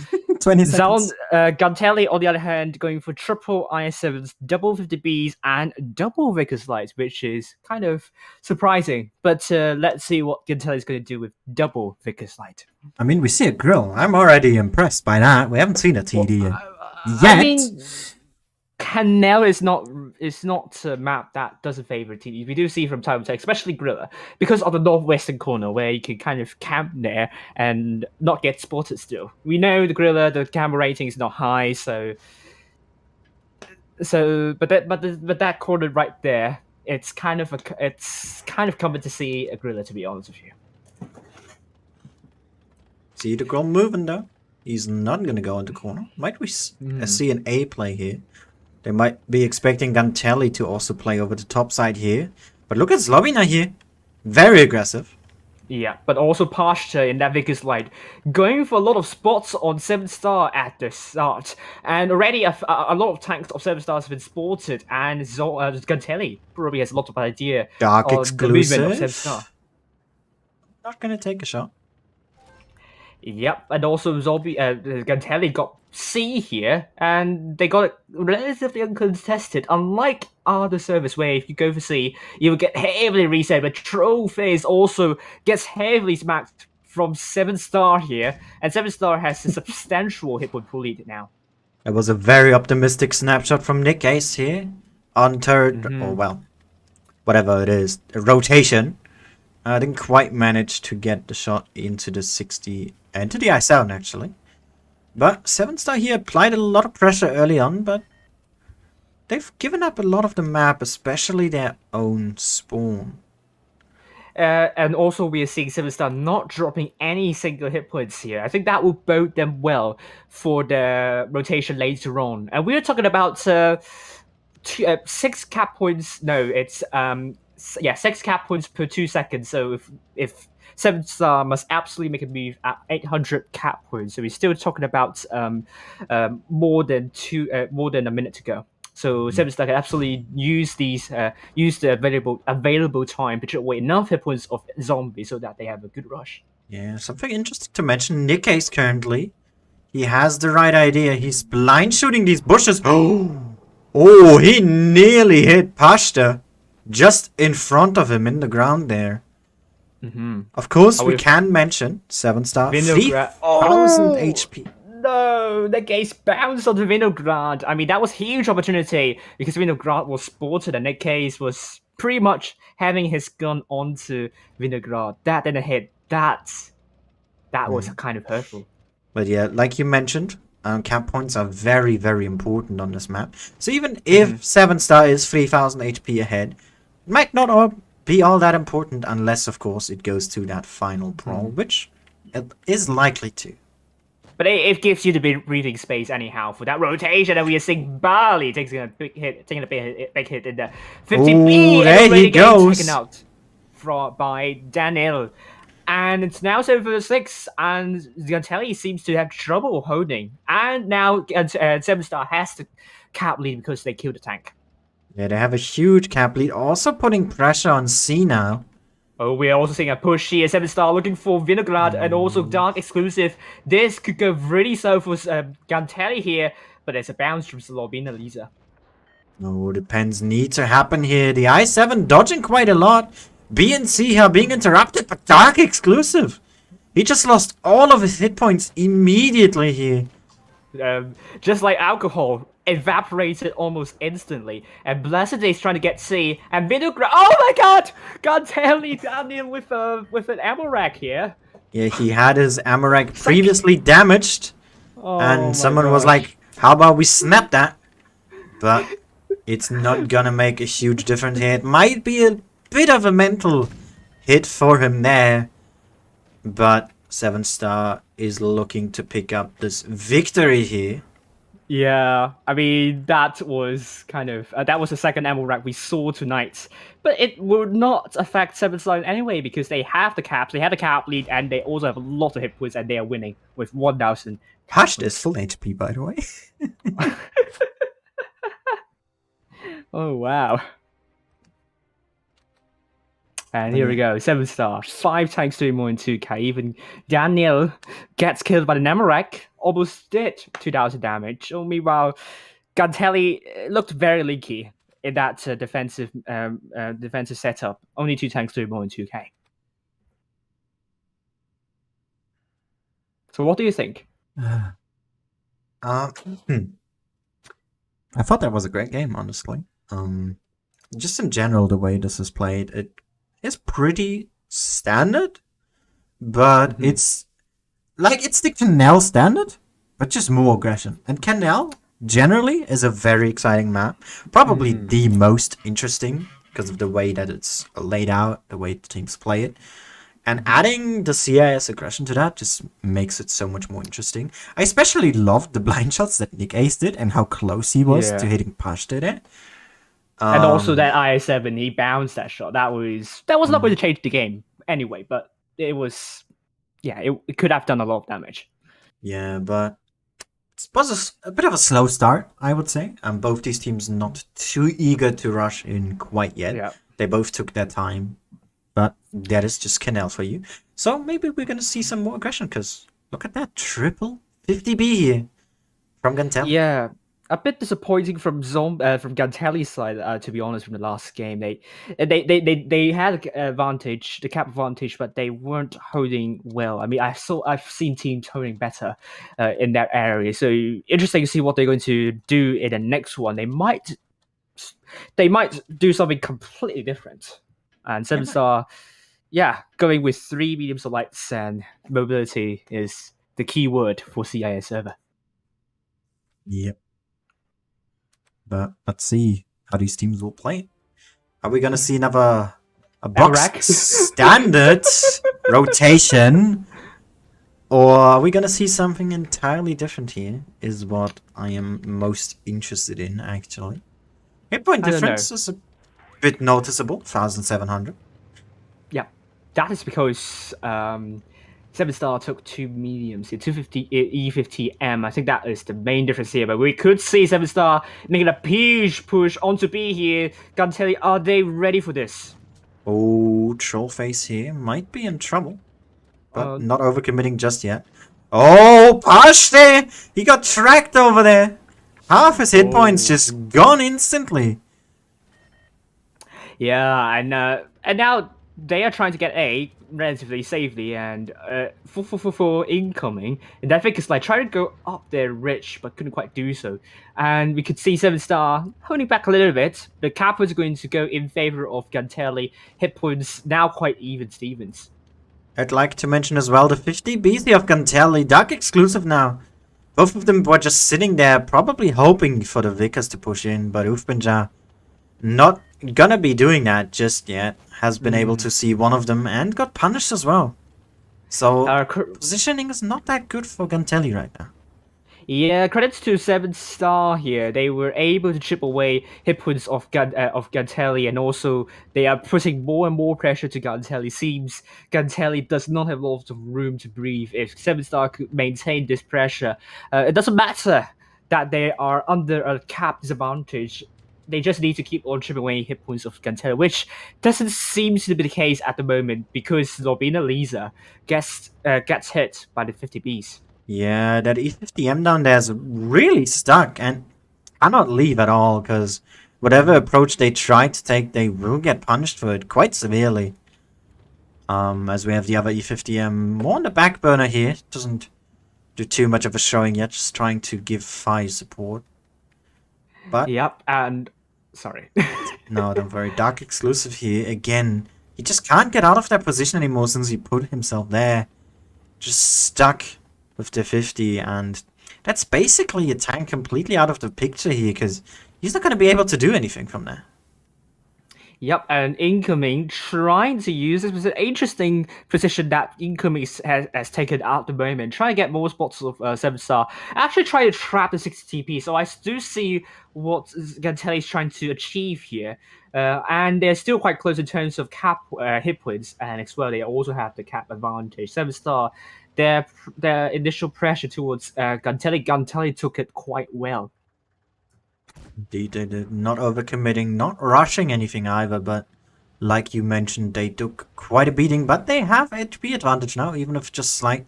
And the cap points are also still there. Yep. But I mean, again, that 50 beat on there, it's gonna hurt.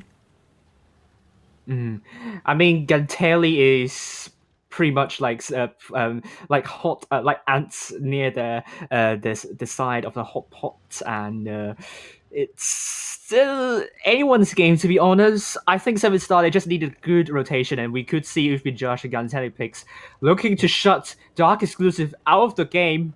I think That they is can do it. very aggressive, and that 50B doesn't really have support.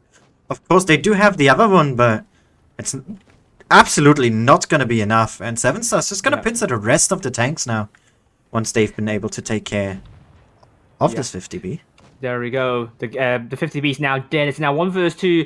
Bally still very healthy. That was an important kill to Pasha here. Gantelli with more hit points here. It's now 6 versus 6. They still have the hit point, the cap point advantage. And Incoming coming from behind, looking to get Zlobin Elisa out of the way. This has descended into pandemonium.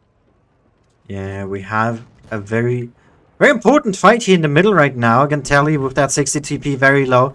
Vinograd as well is low, and Forever Noob as well. This is not decided yet. We just need some kills right now. The hit points don't matter all that much. Yep, and if Gantelli gets another kill here, and if Vinograd can stay alive for long enough, that was an important kill to Bally, and it's now 4 versus 4, 1 kill. Zombie, all they need is one kill. Yeah, if Trollface could high roll here on the 60 TP, there is a chance, and he gets it. Oh, he got the high roll he needed. Yeah, but even if they could not kill the tank out of the way, the cap points have already reached 1,000. So what? Well, that's because he got the kill too. I mean, yeah, but it was like 996 cap points when the kill happened. So even if they can't kill, it's still a win. He could have died, you know. That was my main point. I don't think they are one shots. Not from what I was. Well, he was. Is it? He was on like less than 50 hit points. Yes. Aye. But here we go, Zombie, 3 tanks to more than 2k, and they absorb the pressure of 7-star really nicely. 3 tanks to more than 3k for 7-star. I mean, Zombie, I think that reminds me of Endgame in some way. Yeah. Don't you think? They really could have lost this game, though. With those 50 Bs, they just were out of place. That's what I think. Of course, 7-star did make the right push, get that isolated tank, get that point advantage. They probably didn't expect that second 50 to be back there. I mean, why would you? But it just did not pan out for them at all. I think the middle area is what my stream was missing. I'm not sure about your stream if you had a better idea of what happened when that push came onto the 50Bs and what happened to the middle, basically. I think that everything boils down to that middle area. And it was kind of a dog dinner, to be honest with you. It could have gone either which way. And, I mean, we went down to pretty much the last few seconds of the game. Whichever team kills the tanks more quickly win this, and it went to Gantelli in the end. Yeah, it could have gone to 7-star easily as well. That is very true, but we move to the next map. It's tied 1-1 as we see Mayan Ruins here, and we have some tanks we haven't seen today, or in general, for quite some time. 268. I don't think I've seen that on the CIS server. We do see Projector on the CIS server, though. We also have a mouse. Yep. From Zombie here, from Gantelli. Not seen too much use recently, especially since the HP decrease, the VK90 more or less taking its place, but we'll see how they are able to make use of it here. And here we go, Zombie or Gantelli. I just have to get used to calling the team names here. With a lot more hit points and 7 star. I think the main reason they took the 268 and the projector. But 7 star are no strangers to hit point pool deficit. I think it's more just the types of guns these two tanks have. The 268 brings great penetration values and fantastic alpha damage on the table, whilst that Progetto, having that auto reloader in general, is always a thing you would like to have. And 7 star is really aggressive here on that B push. Yeah.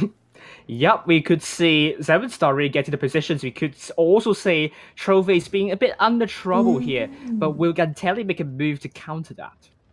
I think incoming there got a bounce on his booty. That 60 TP there with his buffed alpha damage really got unfortunate there. But 7 star deciding to be aggressive around the temple here.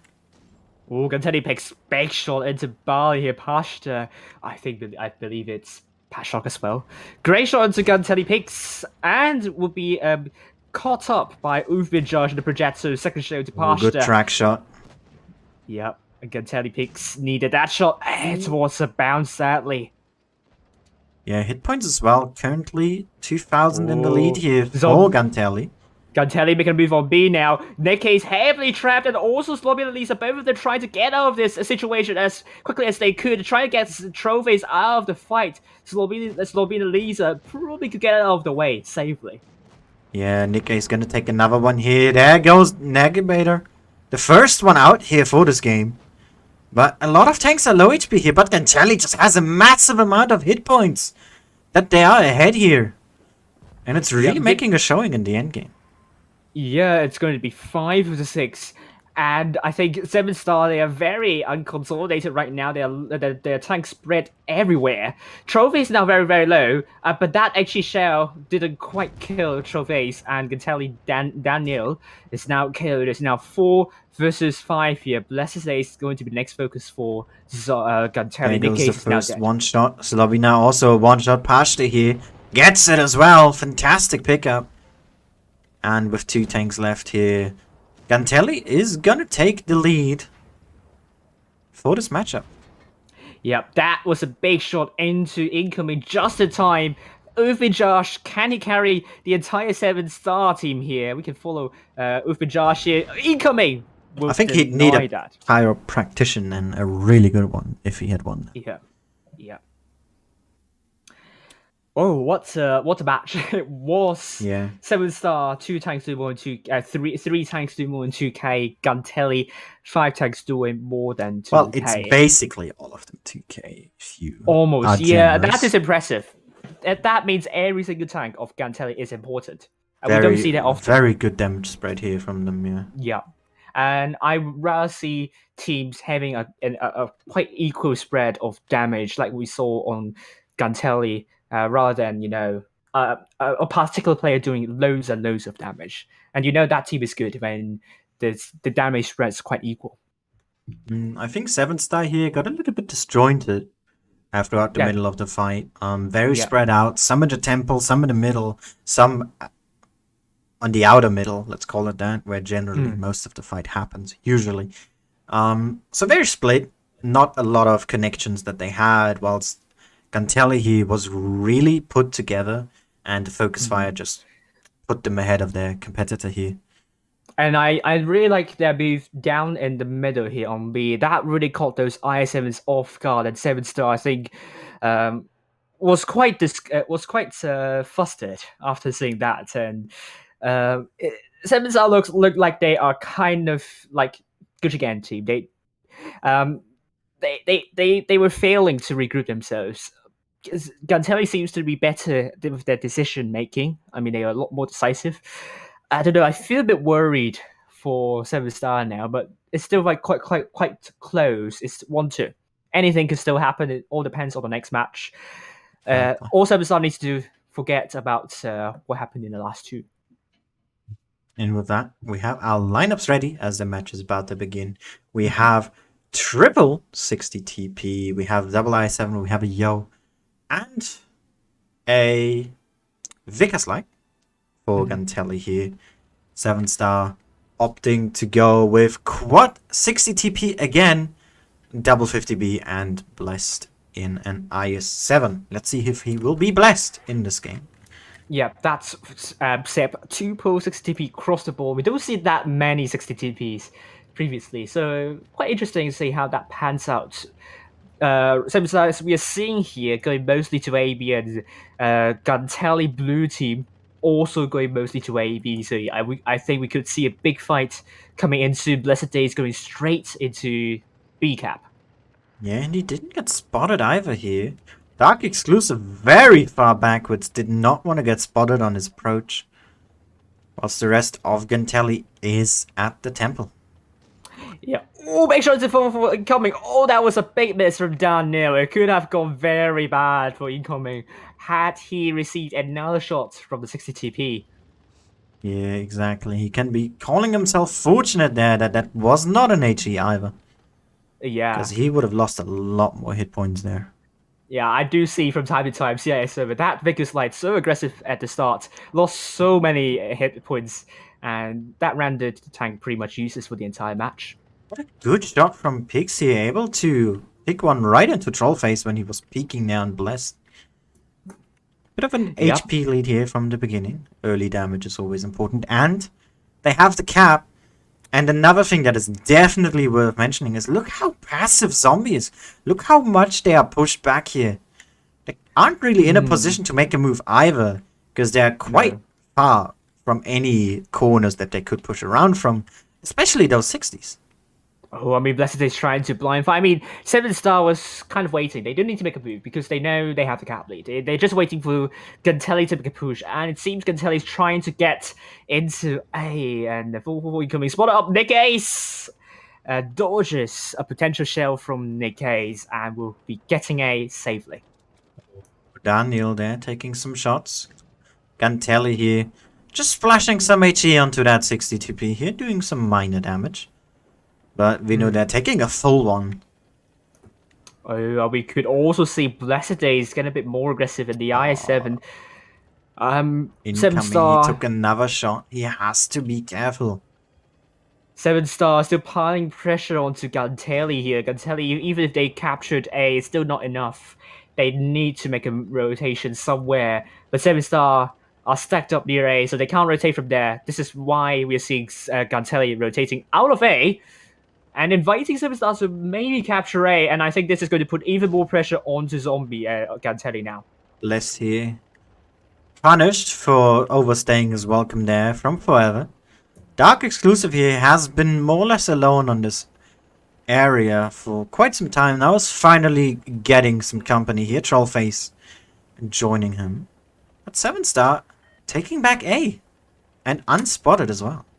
Oh yeah, that's important. I think that is what we recognize 7-star about off. They have really good map awareness, and this is showing.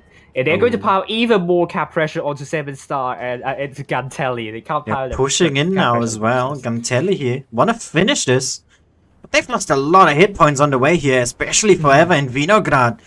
Heavily punished.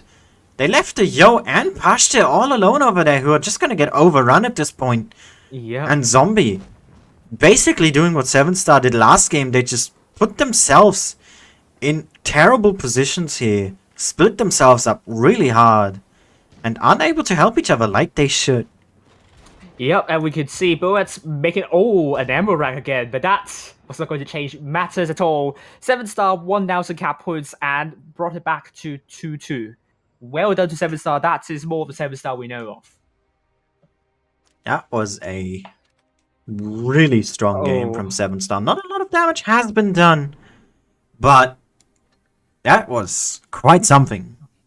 Yeah, we kind of, praised Gantelli too much last match with the damage numbers. This time, none of them did more than 2,000 damage.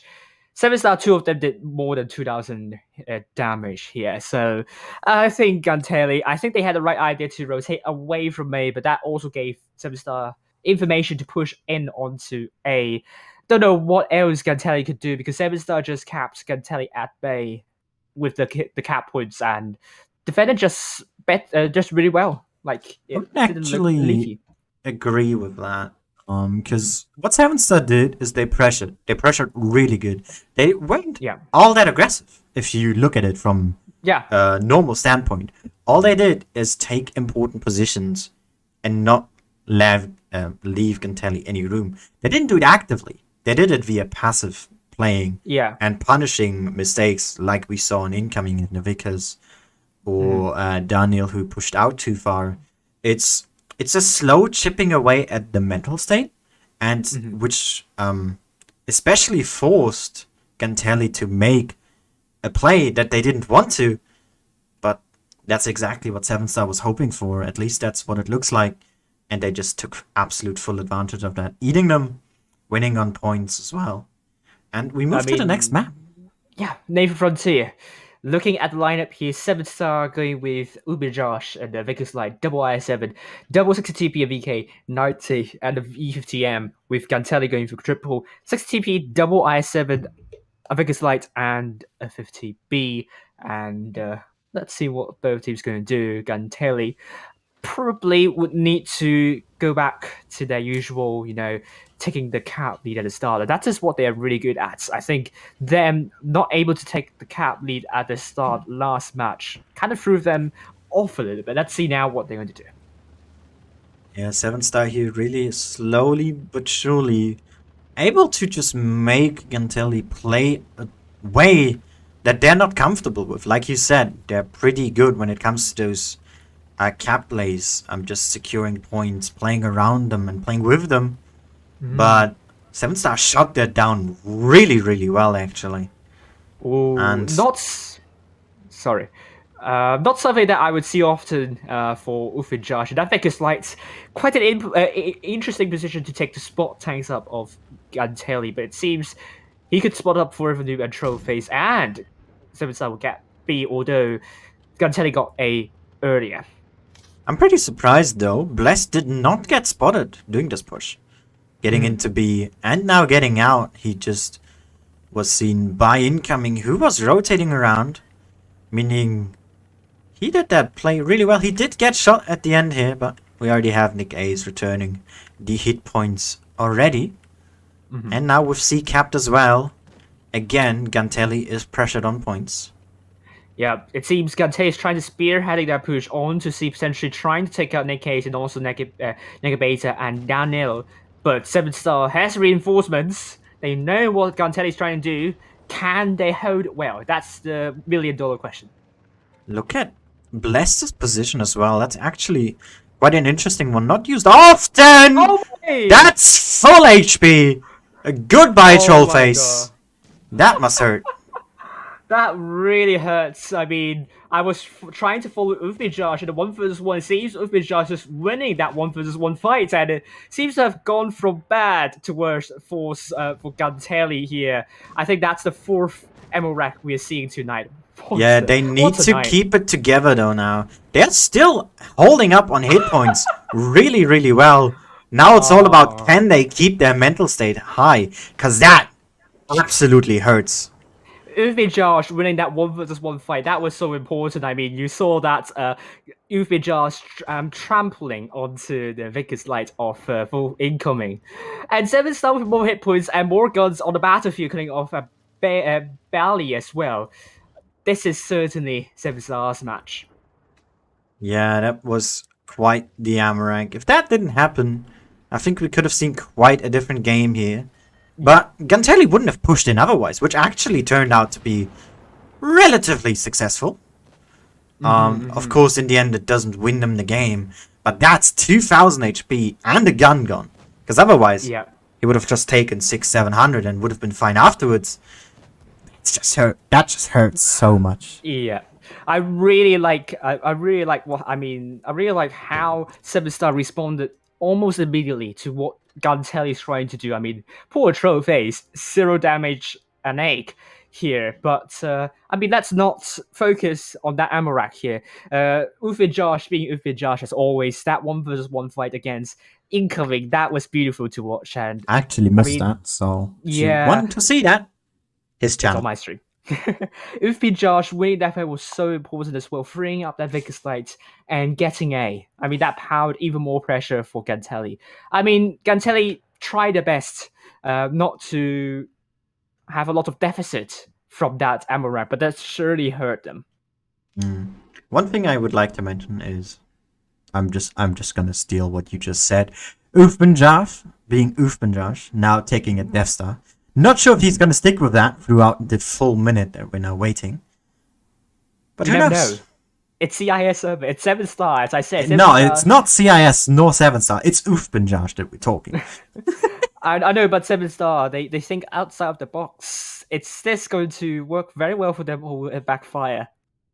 They don't have the perfect track record of thinking outside the box, so it could go very, very well, or it could go absolutely poof. So if we talk about unique picks, though, there's a Kranvang. We haven't seen one of those today yet. Yeah. Trollface here doesn't want to get Amarak anymore. That's not happening in the Kranvang. Yeah. He's protesting. Doesn't want to take the T125. Doesn't want to take the IS7. Doesn't want to take the CCTP. Kranvang is a safer choice for him, so why not the M6O? That's also a tank that's not going to be Amarak often. Well, it's not fully Amarak, but it loses it relatively regularly.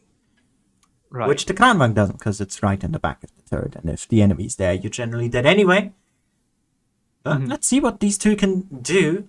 We have 7-star now on match point. If they can finish it here, we are still not going to see that tiebreaker map. But let's see what Gantelli can do. They've played relatively phenomenal today. Especially being able to just keep up with that Amarak for so long. Yeah, Gantelli just doesn't want to start losing their plots here after the Amarak. They need to recuperate. And we are now seeing Gantelli picks in the Vicus Light. This time not with Josh. Spotted up for incoming and not interesting spots here. This is pretty much what Josh took on the other side. So let's see. Interesting. Bless here, trying to make a B play again. Didn't quite work out for me. And Balis already losing 1,000 hit points. So he's losing more. That's down to half HP. And 7-star here, punishing as ever. Oh, big shot onto Gantelli, Daniel. I didn't see that coming, though.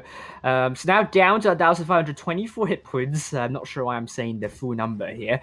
But Trophy's on the top ahead. Gantelli picks a bit careless in the capture here. Great shot from Vinograd. Gantelli really throwing everything they could to deny 7-star a victory. I'm going to throw a Hail Mary out there, but I think Daniel actually took that 1,000 just from Pashte alone in an HC. But I'm not sure. Yeah, and Gantelli still with a slight hit point advantage, and that can be very important in the late game stages. Both teams can't get any caps. This is pretty much like Camstia or Over the Place. Both teams trying to prevent one another from getting a cap. And we still have around 5 minutes and 30 seconds left, and we don't see that to happen all the time on CIS Server. I don't know, we need to do a tour guide on Neighbor Frontier. Oh, Gantelli here moving up their 60s. I haven't seen the 183 do anything yet, but Slovenia here gonna be the first one to contest the cap. Yeah, we are seeing Pashta and also Forever New pushing up in the double 60 TPs.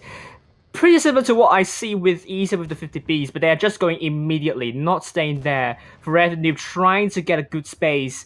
And we're not taking too many hits here. Nikkei is still there, but quite dangerous, I would say.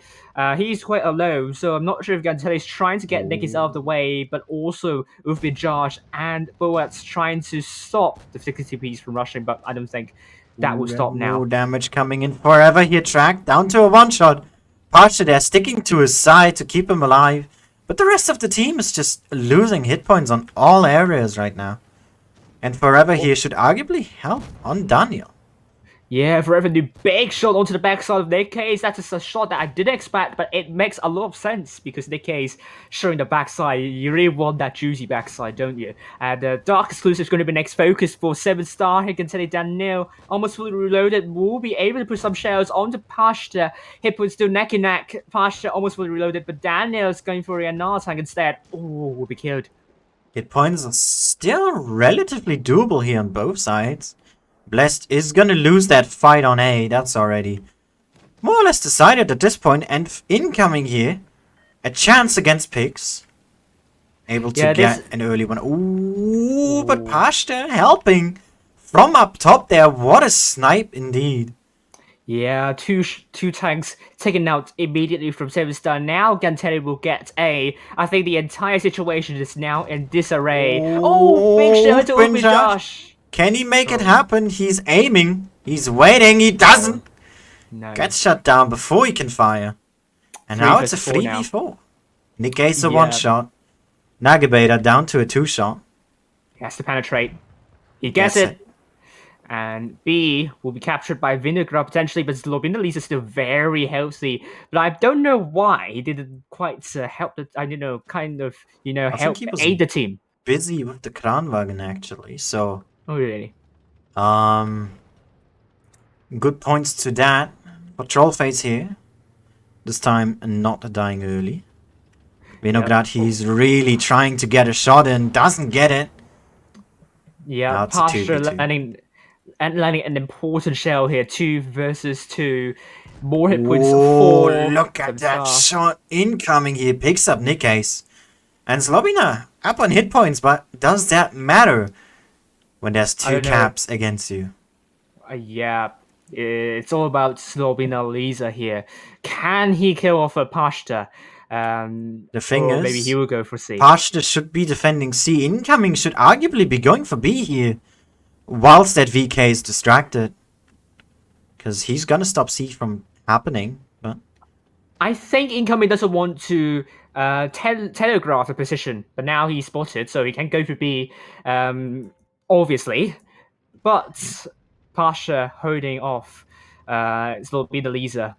This is important. Gantelli still has the caps. They will get B, and that will pile even more pressure. Pasha, I don't think there's a way for 7-star to win this here. This will just be our tiebreaker. We're gonna get it. Yeah. Yeah, it was a true. It was. The entire situation was truly in turmoil, and I mean, I really can't say which one is in the advantage, which one is not, because it's so chaotic. It's anarchic, and you don't know what's going to happen. It's really all down to taking out the important tanks, and Gantelli did it, and that's why they won. Yeah, that was a really fantastic game, though. Especially the rotations all around were made really well from both teams. That's fearing an Amarak actually, but we didn't get one, and I think Ufbinja's tank pick might have played a part here. Backfired, probably, I think. I do believe that it did backfire. Yeah. And we're moving to Yukon. It's tiebreaker time. We love tiebreakers, do we? Don't we? Oh, we do. I mean, yeah, we always love to see some tiebreaker games. Yukon, quadruple 60 TVs for 7-star team by Upijos, Blessed Days, Pex and Daniel. We also say double I7 by Slobinalise and Negabeta Boets. The case is bad shots on the other side, Gantelli, with double M60 by Pashta and Vinograd. Vickers Light by Incoming, double E100s. I don't think we saw double E100s earlier. I don't think we saw an E100 in general. Really? And Trollface, Bally in the I7. Don't know what to expect. Tiebreaker, Yukon. It's gonna be great. Let's call it that. I don't even want to make a prediction. I just want to see this game happen. Yeah, I think people are now complaining about Amarax. They have seen enough. They are going to, they don't want to see any more Amarax. We've seen enough. We're satisfied. Let's move on. We've shouted loud enough. We don't want to have our voice removed tomorrow. We still need that tomorrow too. Yeah. But yeah, let's see. We have 2 light tanks for both teams, so information gathering is the main game here. And Yukon, one of those rare maps with 4 cap points, like Canal that we had earlier. It's going to make it even more important to play for those bases, to defend them, shut them down, or to just get them in general. Yeah. So let's say about this. I don't know. It's either which way. Gantelli versus 7-star, or the other way round. I don't care. Red team, they're going for CNA. On the other hand, the blue team from Northspawn also going for A and B. So we could see a big brawl happening around A, or maybe not. I don't know. Let's look at incoming in that Vickers light. Spotting quite passively in that bush here, but 7-star is not going to send any tank there at all. Nick is here rotating back, going towards the team. But Gantelli, they did what they like the best, getting the cap lead on B, and 7-star. I'm surprised C's not yet taken. Blessed here, hesitant. Yeah, I think it's part of the plan, probably. They want to kind of, throw Gantelli off guard, and they are now taking C. They know that they will have 2 caps, so they're just going to take C later. I think the plan is now D for incoming. Yep. He's gonna be getting that base. Yep, so don't think 7-star, I don't think them getting C later, I don't think that plan kind of worked in their favor. Yeah, not quite. I think they wanted to get that a little earlier. Might have been just not sure where the light tank was. Fearing a reset potentially here. Yeah, but we would never know. We are not like the regular tournament players, so we don't know what's in their minds of 7-star. So let it be that. Let it be that now. Gantelli here also stacking up their heavy tanks around B. 7-star rotating, potentially trying to grab D here away from Gantelli. I mean, But D. we have incoming here. Yeah, Nick Case, I think the responsibilities on Nick Case, great spot here. Himself is spotted, but he knows that he doesn't have a lot of support, so he has to play it really carefully, and he knows this. Yeah, I'm Meanwhile, wondering if Gantelli might rotate around here, seeing Nick Ace flopping about. Because the rest of 7-star is moving. You see the 60s. They're planning for the middle. They are in progress of their final push here. Slobina not seen. That is huge. Oh dear. I think incoming might be in deep trouble here. He might receive reinforcements for Pashta, potentially trophies and Bally. But Slobina Lees are trying to brawl with incoming. Great shot to Nick Case.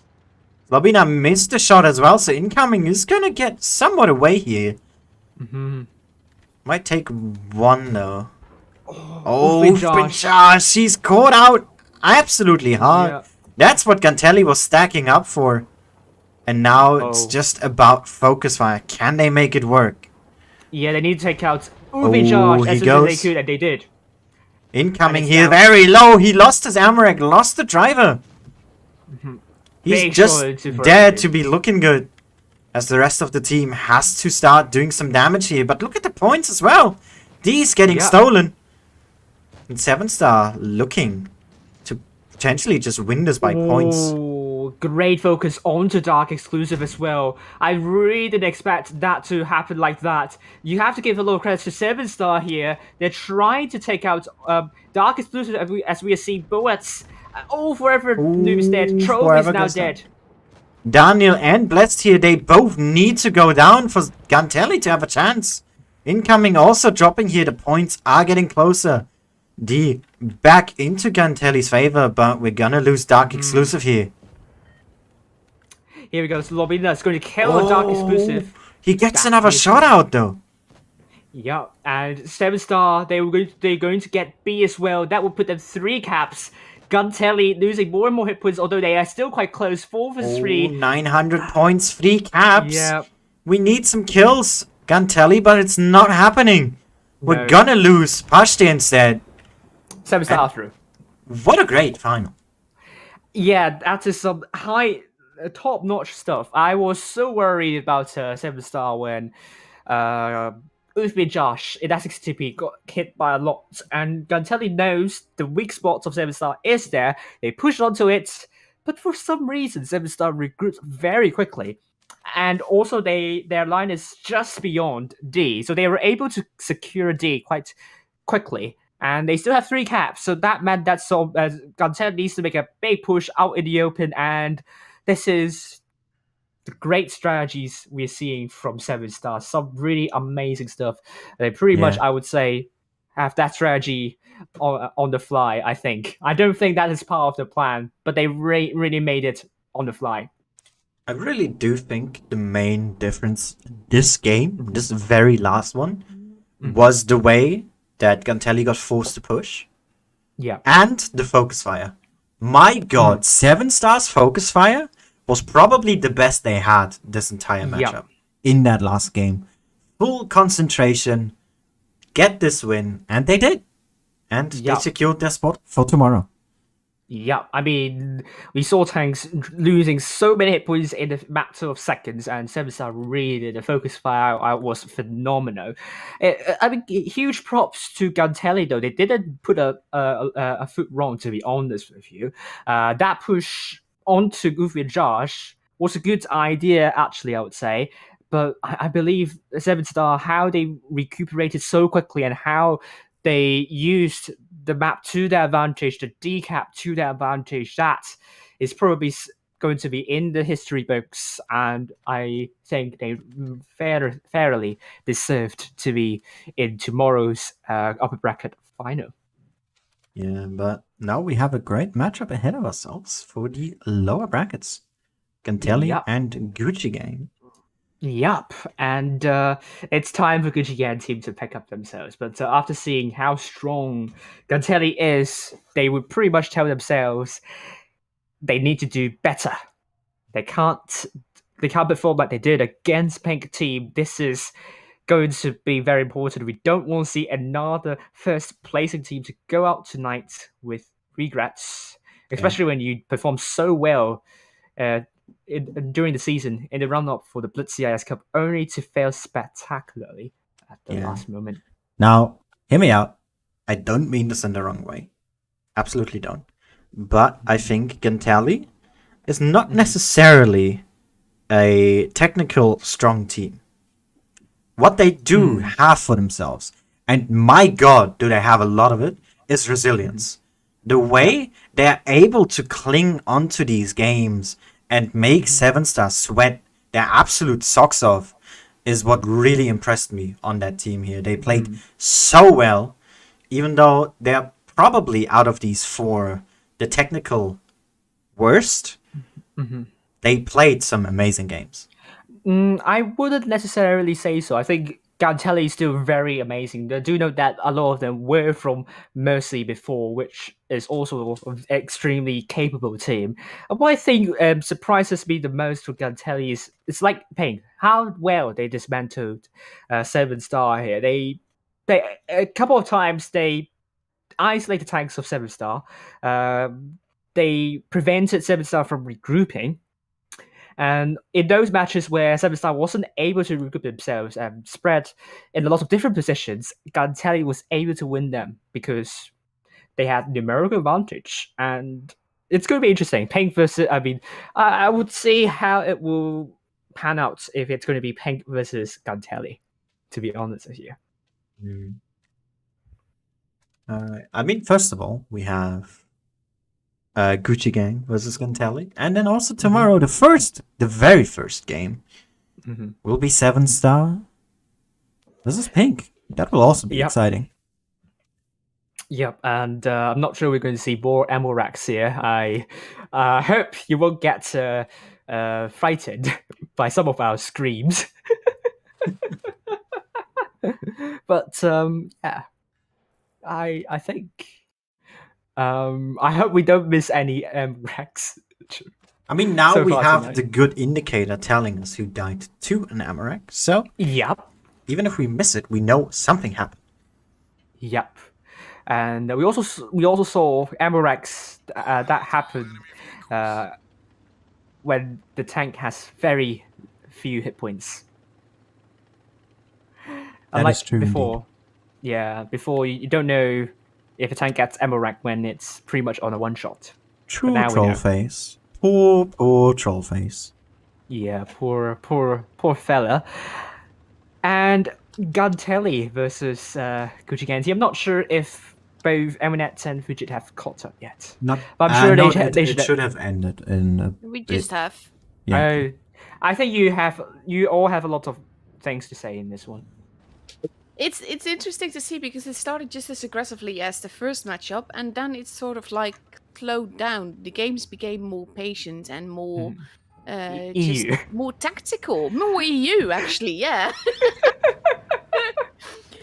And it's interesting to see. I mean, I'm a huge fan of Ufpenjars. I love the way that he calls. It's so intuitive, and it's something that I always admire because it's just a pleasure to watch.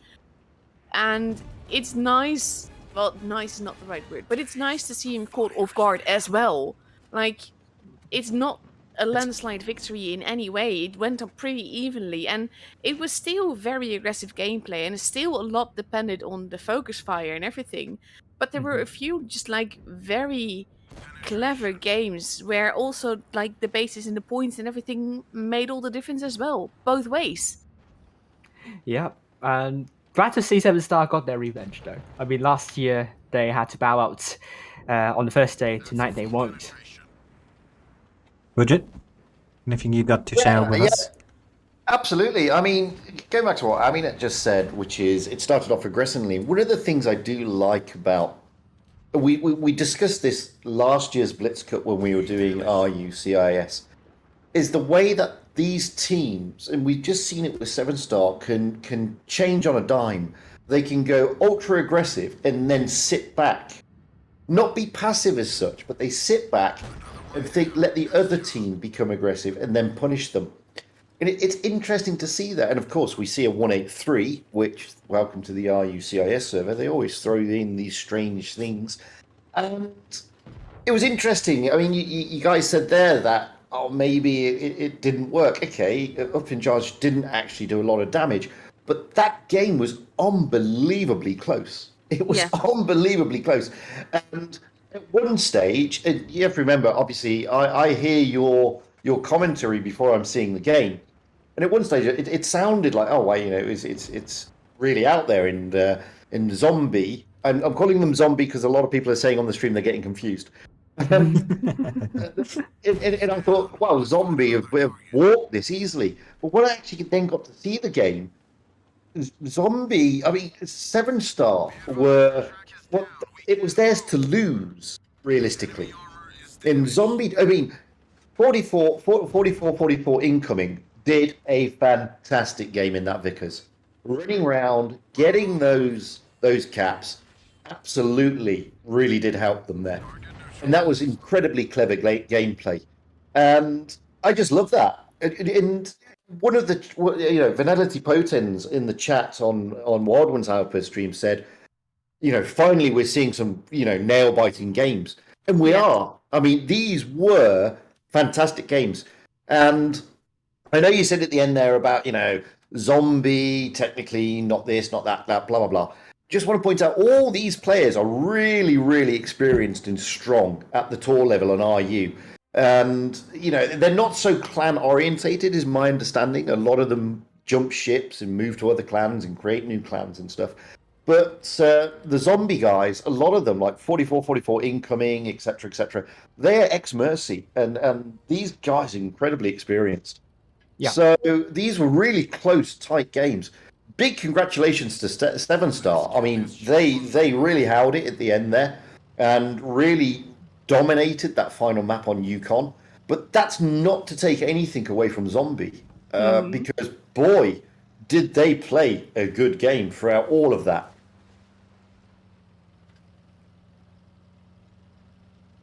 Absolutely. But it's exactly that. I like that throughout the season, across the servers, there have been so many games where the score might not echo what we see in the games. And in this case, the score did, because we got a tiebreaker. But the first matchup is a good example of that as well, because the games were very close. And at this level of the game, I really like seeing those kind of close games, because it shows that these teams are not far off. There's not a team that is like super dominant on any server. It's just they all have a chance. That is like, this is for the EU, but this is the first time ever on the EU where I can legit say I have no idea who's going to take it home. I have no idea about the Russian server either, but that's mainly because I've not seen them play. But I have no idea for the EU server, and I've followed them, the whole professionals, and that's awesome. That is the gameplay that I want to see when we get to this level, and it's awesome. Yeah. Yeah, I couldn't agree more. I mean, these, don't forget, because a lot of people on the stream do forget.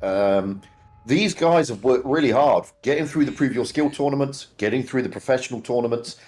They are the top 4 of their server, but it's not been, straight runnings for them all the way through. If you go back to the professional tours, it's a lot closer than you would think. Mm-hmm. And Oh yeah. What we're seeing here is, and I have to go all the way back to the beginning of the stream, and I say it on every single of these tour streams. It sometimes it looks like big mistakes are being made. They're actually not they're not massive mistakes as such. They're just being punished massively by guys who really, really are at the top of the game, and it's a big thing. It's trying to see that. Oh, you could think, oh wow, on the second game on Canal, 7-star seem to be out of position and blah blah blah. If you ever look closely, they're actually not out of position. No. It's just a great move by Zombie. And go back to the first game on Canal. That push by 7-star on the far side, on the far flank, is absolutely timed to perfection. That's not to say Zombie did anything wrong. They were in the right positions, they were doing the right thing. But when you're at this level of the gameplay, it all literally turns on one tiny little mistake. Is that turret turning slightly slower than it should have done? Are you just not hauled down enough? These things change the games at this level. Yeah, I think this is really where you can say making what is it called again? Making an elephant out of a mice, whatever the hell it is. A mosquito. Yeah, a mosquito, whatever. I think it fits really well with what you said, Fujit, because these small mistakes, which, in public games, in lower skilled tournament matches, they don't matter that much, like you said, and that's absolutely correct. But at this level, you just exploit whatever you can and whatever you make use of. And we've just seen that throughout this entire evening already. I also want to add that we are now into this very prestigious stage. Let's put it this way, and it's unprecedented in how many people are watching the Blitz Cup this year.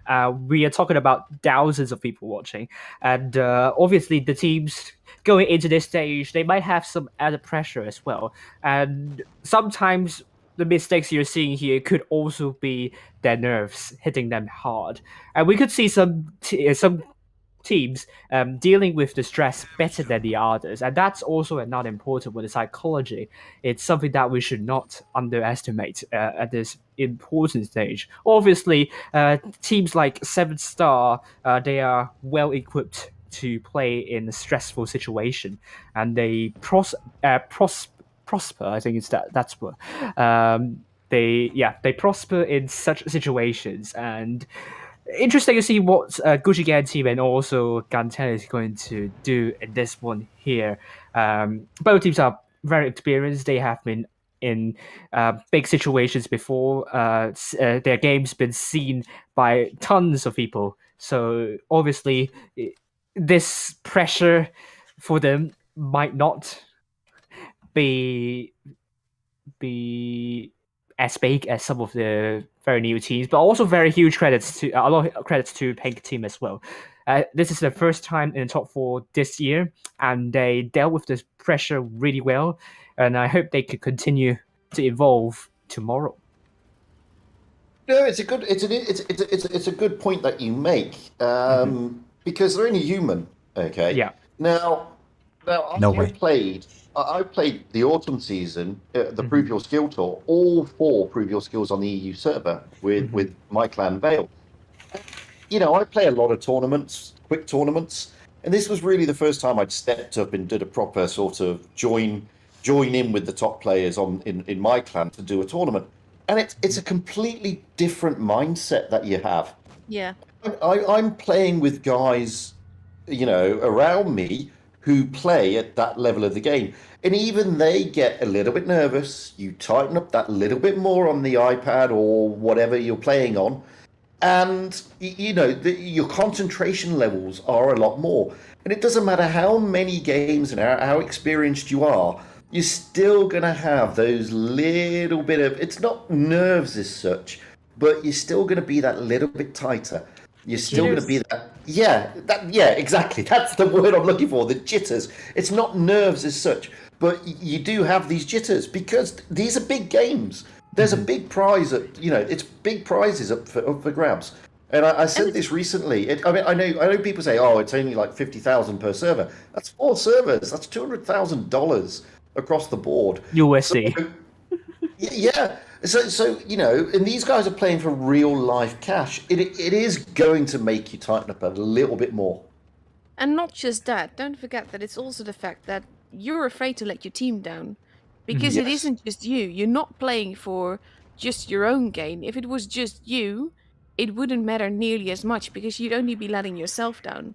But they're your friends, they're your teammates, they're your clan mates, maybe your clan leader, I don't know. Mm-hmm.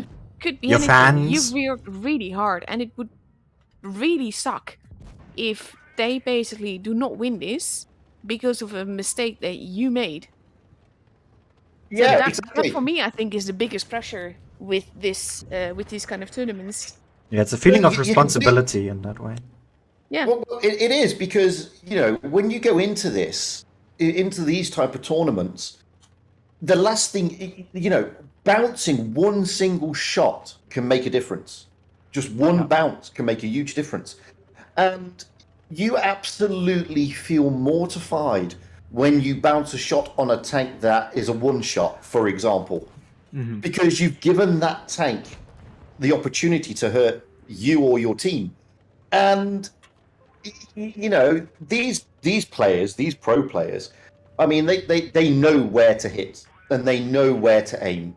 And their reaction times and their ability to get those shots to pen is incredible. However, you will see them bounce on occasion, and sometimes those bounces can be a game changer.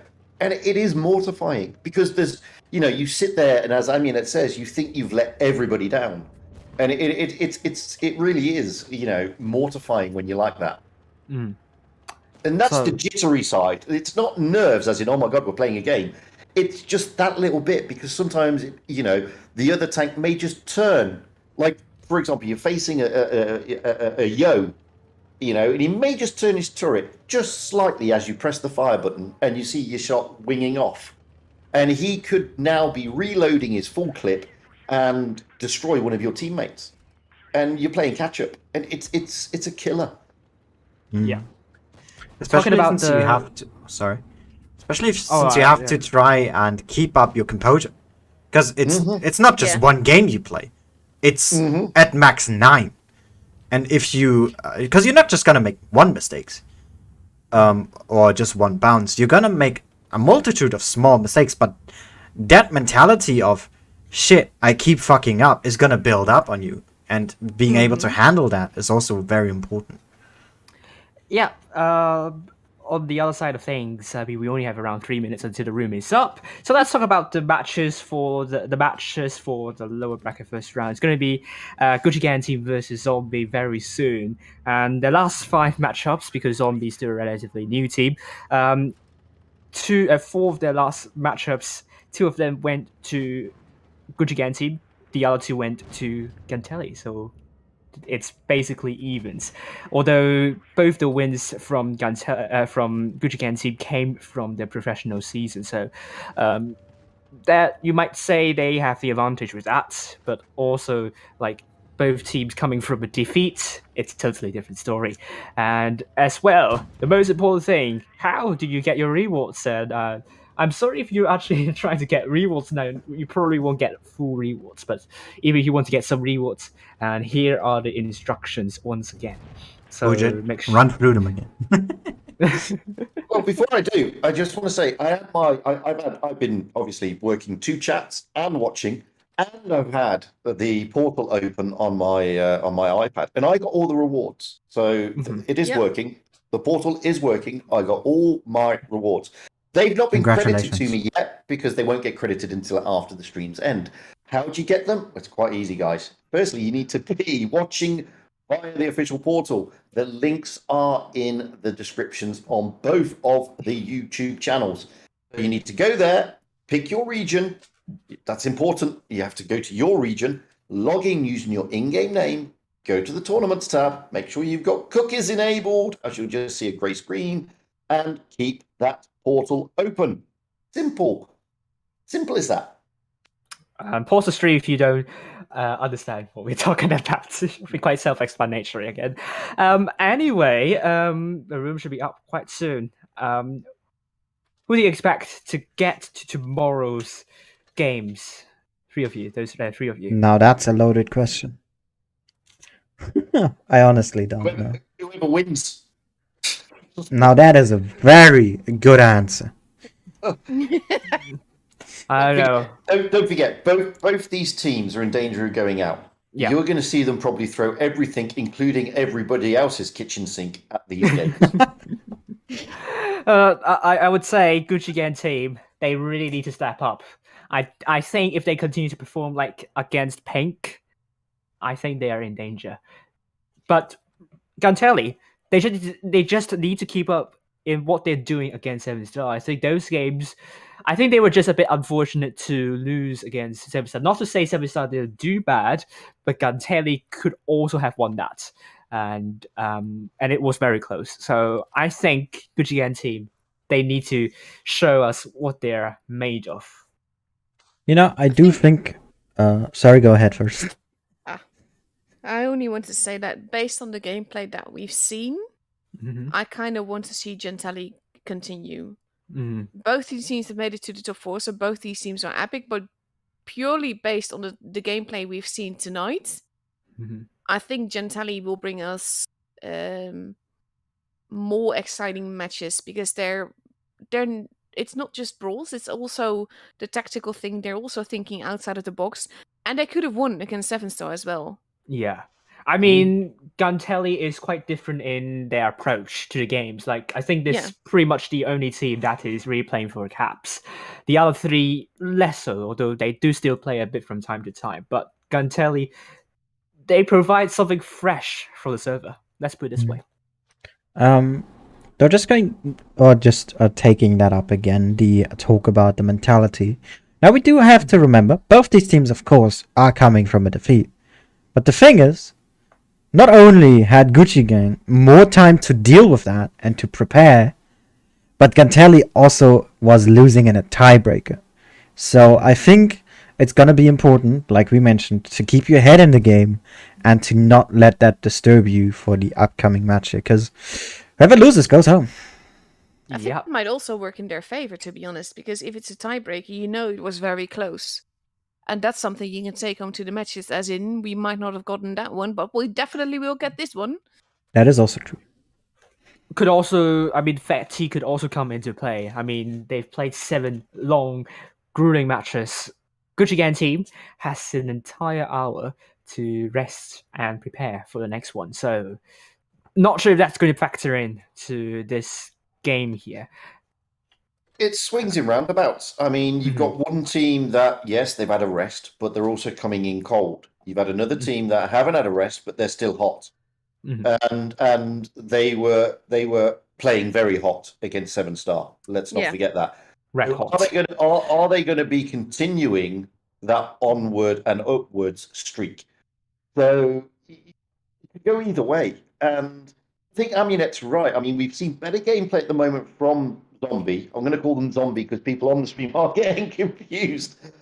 We've seen better gameplay, but have Gucci Gang gone back, worked out where they were not firing on all 4 cylinders and corrected that? Because if they have, then we could see a completely different G game. We saw that on APAC last week with RN. Completely different RN. I mean, in one game they were like, "Oh wow, RN aren't really going to be doing much today." Then they go on and win it. So you never know. That is very true.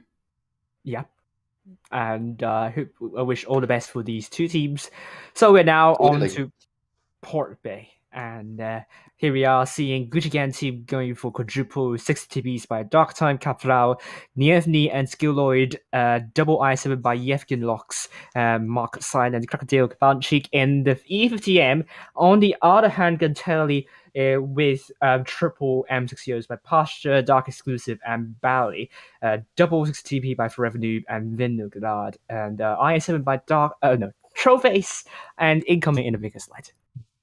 What do you expect? Want to mention before we get to my expectations. I remember Aminat saying a very certain strain of words earlier, and we're finally seeing it 3 hours in. That is, yo spam, and by spam I mean free tanks. But we haven't had that at all tonight. No, only 2. I thought Yeah, at max 2 yos. But now we have 3. Let's see what they're capable of here. Considering Clippers would fit really well to CIS playstyle because you can unleash a lot of damage in a matter of seconds. So interesting. Yeah, I'm a bit astonished as well as to why we aren't seeing lots of M60Os or even the 50B. That is more surprising, so actually, that we don't see a 50B immediately. No. Like 50B, really good with the mobility. I mean, also the DPM as well. But no, we don't see a lot of them. And with that, let's enjoy ourselves.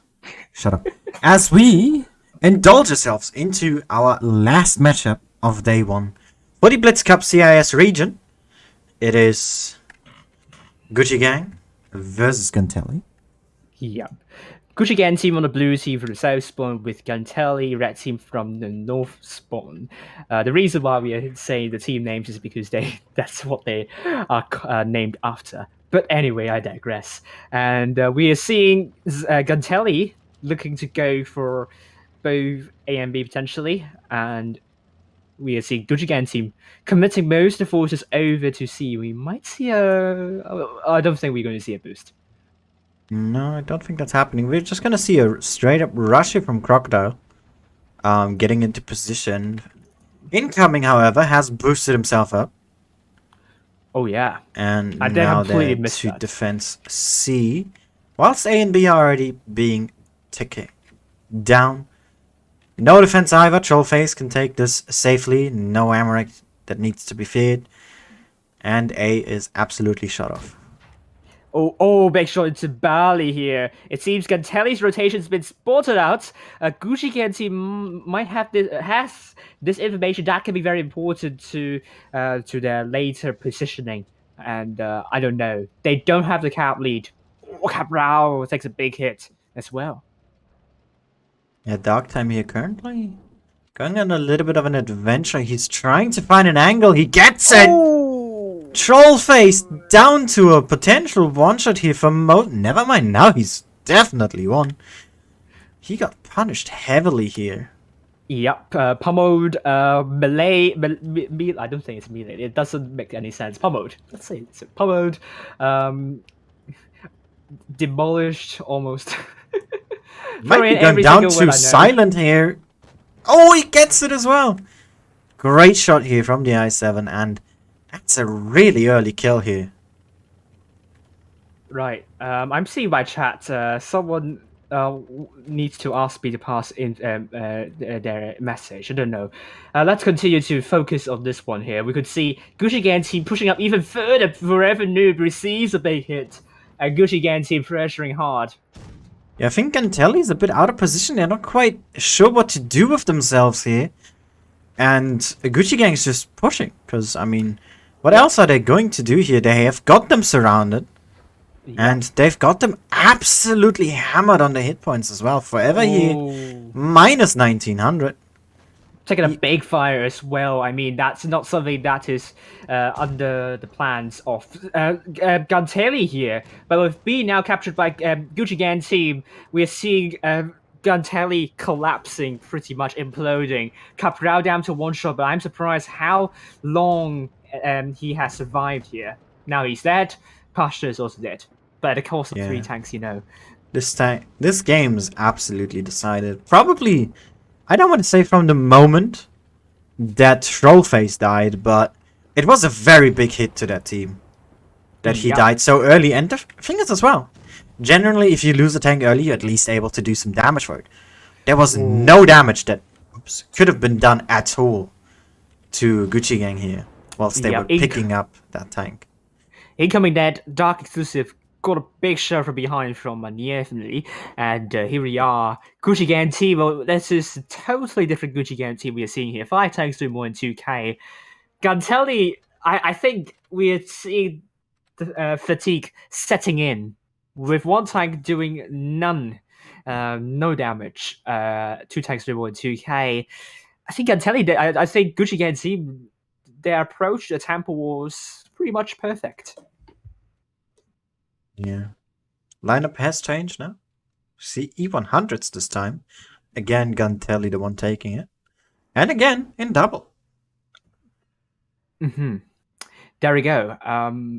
Yeah. Interested to see what both teams are going to offer, but I think is it the second time we're seeing tonight double E100 from Guntelli. Is it just me, or did Gucci Gang not change their lineup? I don't think they have changed anything at all.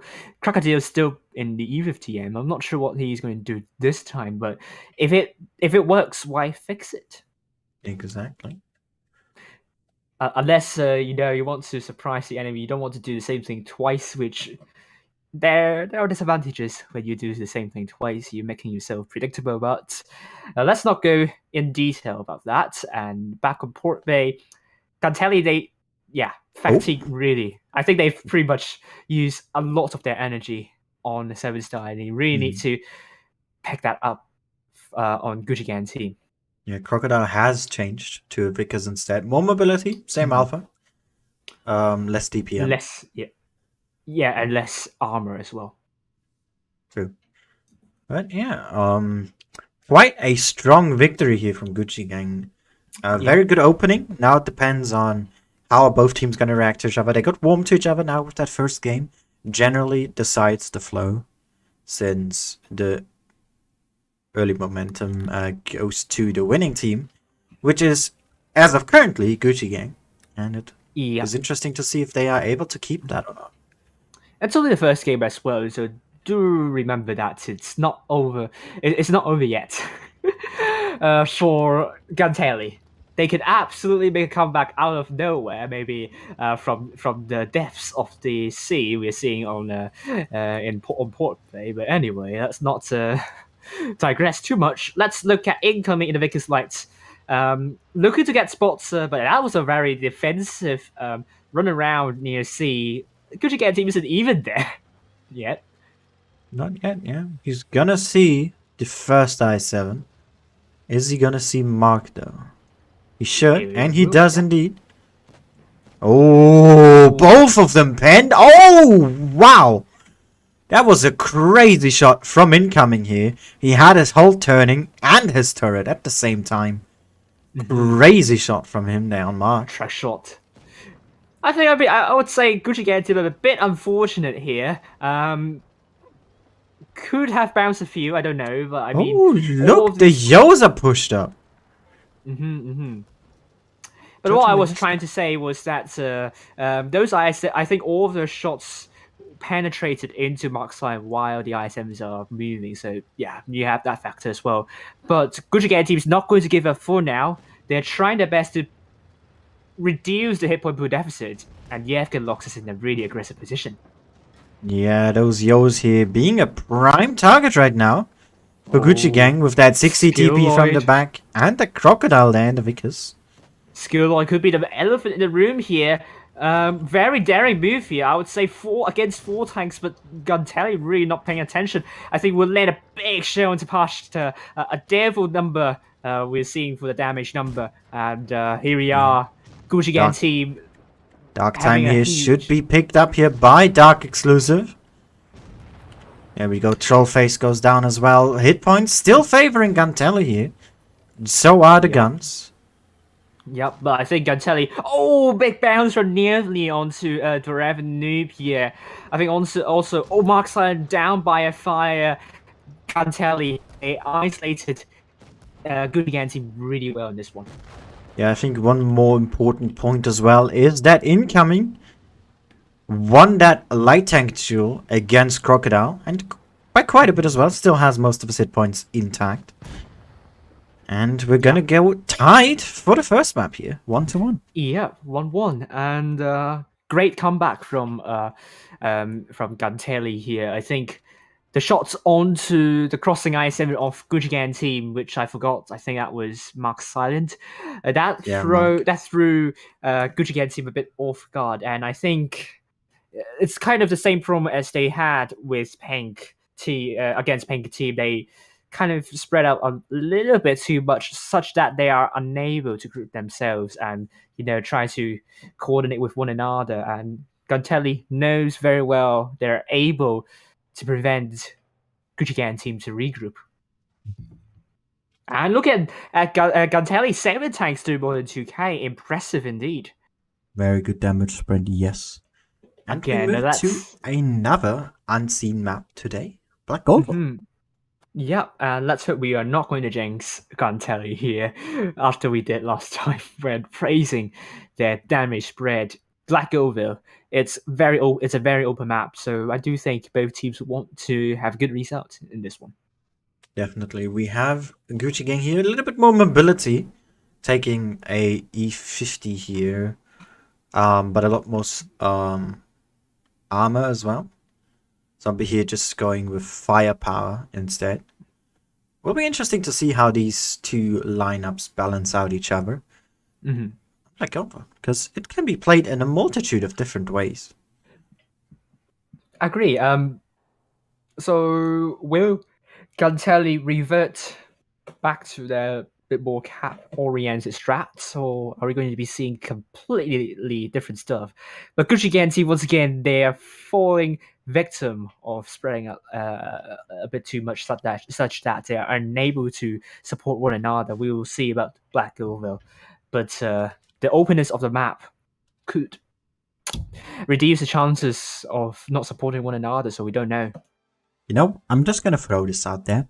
No IS-4 and no B defending Kranwang. But IS-4 has been deprecated ever since the birth of IS-7. So great that we don't see a lot of IS-4 now, because I really hated that tank in tournaments. Yeah, right. We have Gucci Gang's Crocodile spotting C. Not sure if he can actually catch Ballast there. He just might. Yes, he does indeed.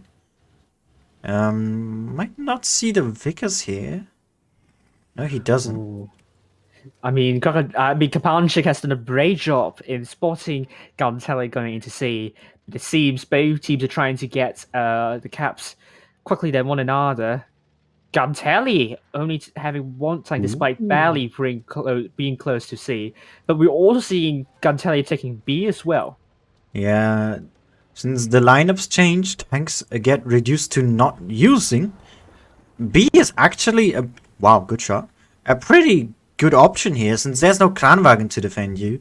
Yeah. E3s are generally not being used anymore. And an IS-4 is nothing you really see down here anymore. So it's a pretty safe thing to do, actually, and for Gantelli to realize this quickly might show later in the game here. I like how Kabanchik risked himself to reset B for the first time. Now Trophies getting absolutely smacked in the back from a Gucci team, and I think go down anyway with goes down, landing that kill shot.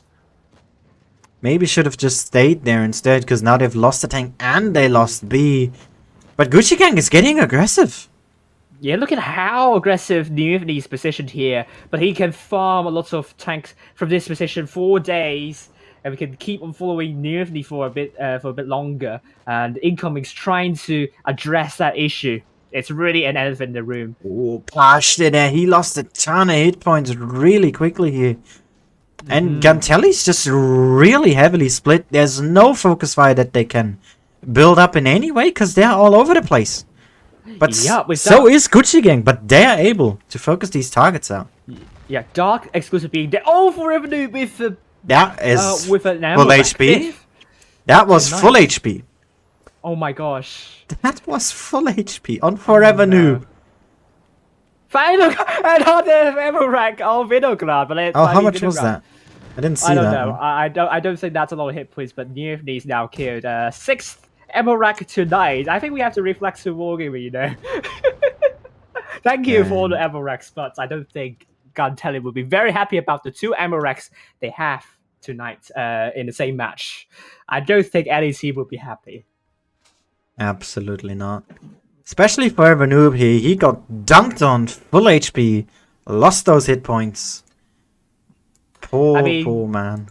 Gucci Gang team, 5 tanks doing more than 2k, Gantelli only 1 tank doing more than 2k, but anyway, ammo racks aside, I don't think they are the main reason why Gucci Gang team won. Gucci Gang team's positioning in this match was brilliant, especially where Newfle's positioned.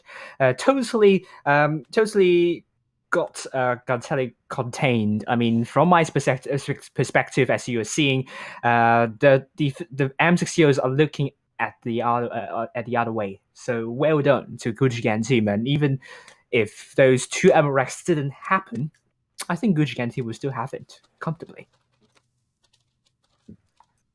And it's all about resilience here now. Gantelli really, I think 3 or 4 ammo racks for their side. How unfortunate it is to be. But I mean, like you said, that E50 was very important. But I think what could have maybe turned this if a Trollface didn't retreat, if he held his ground, and if he had more backup. I think that would have definitely changed it quite a bit. Because he didn't really have support, which is probably why he wanted to get out of there so fast. And because he had no support, his retreat was detrimental to the beginning of Gucci Gang's push, which then resulted in the absolute chaos that happened between Gantelli, which gave them the win. I also like how Gucci Gang team expected Gantelli to get B, and they have a lot of. They showed that they have the experience dealing with that issue when the other team gets B on Black Goville, and Yevgenov's just vaporized when he tries to move back. Are we going to be seeing the same in this one, though? I don't think Yevgenov will want to do the same thing, and I don't think he's he's still playing. But anyway. Oh, we see a cave move here from Gucci Gang this time.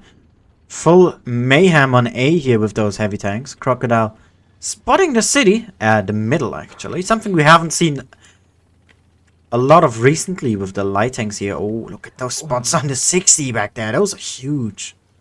Yeah. Mutsu asked me not to jinx clans, but it's always nice to predict something. But anyway, let's not digress too much. C is going to be captured by incoming here, and Kavanchik is going to have a look at incoming, or maybe not. No, Once again, Gantelli will have the cap lead. I think he decided to not go for C here, because the cap speeded up. I think he definitely caught that, so he knew that probably the most likely tank to be here is the E50, Pashta there, supporting that Vickers. Looking for some cross shots.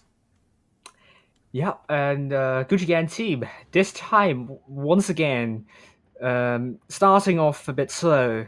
And Gantelli really like their cap lead, to be honest with you. But it seems, I don't know how well they're going to defend here. Kranjik's definitely in all sorts of trouble. Although he's not spotted, but Gantelli... Ooh, incoming wow. great shot there. He didn't That even was get still- seen for that shot either. Now he did. Has seen the I-7 though, and I think Gantelli absolutely has to realize that there's a rotation coming. Oh, Oh, that's What a painful. snipe there from Dark Time. Yeah, the i7 is really trying to show their dominance over to the seaside. I don't think you want to brawl with two mediums or lights here. They're running away desperately. Ooh, more snipes coming in. But those 60 TPs from Gantelli right now not doing all that much. Just now Pasta deciding to move up was Pasta here. getting Lost double tapped, but could have been killed. Some shots didn't quite connect. Landed just short of that tank. But we are also seeing Gantelli making a counter rotation, looking to get Capral out of the way. This is getting really tight. Yeah, we're also losing the C-cap here. B is in contention of being capped. Oh, Capral! There's an Amarak. 7th of tonight. What's going on? Oh my gosh. Ooh, Nervny here in danger. Pushed a little too far up. Right. I mean, this situation is in total disarray. I mean, we are all disoriented in what's happening right now. Nearly's trying to run away, but gets heavily smacked from behind. Trollface also there, isolated, fighting the i7. Gonna need another clip to finish him off here. And Dark Exclusive trying to really get Nervny out. Gets another shot in, but doesn't quite kill him here. Oh, big shot from Bali, but Yevka Loss is now dead, with Nervny also dead. It's now 6 versus 4. Gantelli gets in the upper hand here. Vinograd also now dead. The Vickers fight is really important here. Both are on a one-shot. Who gets it? Yup. Oh, he misses the shot. Incoming, able to clear. And with that is going to help the rest of the team clean up here. As Skilloid and Mark's Island, the last two standing. We're going to get tied again. 2-2. Yeah. Mark Silent looking to land that shot to Trollface. Great shot here, but it won't be enough. Gantelli getting 2 caps, more than 900 cap points. All they need to do is not have like 5 Amaraks simultaneously. You know, you don't want to have double-digit numbers for the number of Amaraks we're seeing tonight. But anyway, Gantelli is going to win. I think getting over 0 was already more than enough. If we're looking at the player's perspective. Let alone 7 tonight. Let alone 7. Yeah. I mean, this is even worse than... I think there is one EU stream, official stream, where we had like 6. Was it? I don't know. This is mind-blowing. 7. And I think it will keep on counting, probably for tomorrow. Maybe also the CIS teams know how to destroy the Amarak, as you said, about the Amaraks. You know, their position is not random. Someone just saying that he's watched the entire time and didn't know to watch on the website. I would say that's on you, my friend, since we had Ujit beautifully explaining it a multitude of times. And also, you know, my stream explicitly having a slide saying how you can watch via the portal. You can only earn rewards via the portal, not on YouTube. I have to repeat that. If you haven't done it, do it quickly, because you would not get the full rewards now. I mean, it's also the case of, how do you think Wargaming knows your in-game name from YouTube, you know? I don't think that's gonna work all that much. So, kind of on you. But going back to the games, it's really intense right now. Look, the 50Bs are back. Only 1. Not enough. We need 2 or even 3. I mean, last week we saw like 3 50Bs on one team. Disappointing. Yeah, but looking at the lineups in general, Gucci Gang here, triple 60 TP, double I7 Vickers, and Nervny in the 50B all alone. We have Gantelli here, also triple 60, double I7 Vickers. But instead of a 50, they want to have Pashte in a yo. Alrighty. This time on Alpenstadt, as I usually say, the north side gives the advantage for the caps. But we all know, south side, they would just prevent the north side from getting the cap at the start. So I think that's what we're going to be expecting here. Gantelli will be happy that they are spawn. They have the north spawn for the first match. Yeah, we have the light tanks both to the field. Both passively starting here. Nothing too crazy. No overextension needed. The rest of the heavy tanks all towards the city. Look at Bali's. Super aggressive into C. It's gonna have to support as well, because the rest of Gucci Gang has just been seen now. Getting close to it. Right. Bali might be in deep trouble here. Yevgen lost and also Markstein teaming up, trying to get Bali out of the way. Yevgen lost takes the side shots, but I do think Bali is in deep trouble. I think if oh my god, that's a lot of damage on Skilloid, down to a one-shot here. All that Gantelli needs to do is be aggressive here in the city, in the north. On the other hand, Crocodile Kabanchik seems to be winning the fight against Incoming, but Incoming trying to delay as much as possible, with Markslayer now being killed by Bali. Bali's still alive for unbeknownst reasons, finally dead. Also Incoming, that's now 5 versus 5. Trollface goes down. Trollface dead. Yep. Hit points still even, but the guns are different. And the Vickers is now going to be joining the fight. He's going to be starting to do some big damage here. Nervny's still alive. He's going to be able to get another clip out. That is not something you would like to see. Dark exclusive being the sorry focus from Gucci Gang team. Pastor trying to get Nervny out of the way. 2 more shells in his clip. It's going to put... Oh, he gets it! Nervny denying Pastor for the kill. And here we go. Gucci Gang team, they're looking at Forever Noob, the next tank they want to be... they want to send to Garage. Finally, Finnegrad, the last person standing. Within 2 minutes, we know that the outcome of this match. That was a crazy push.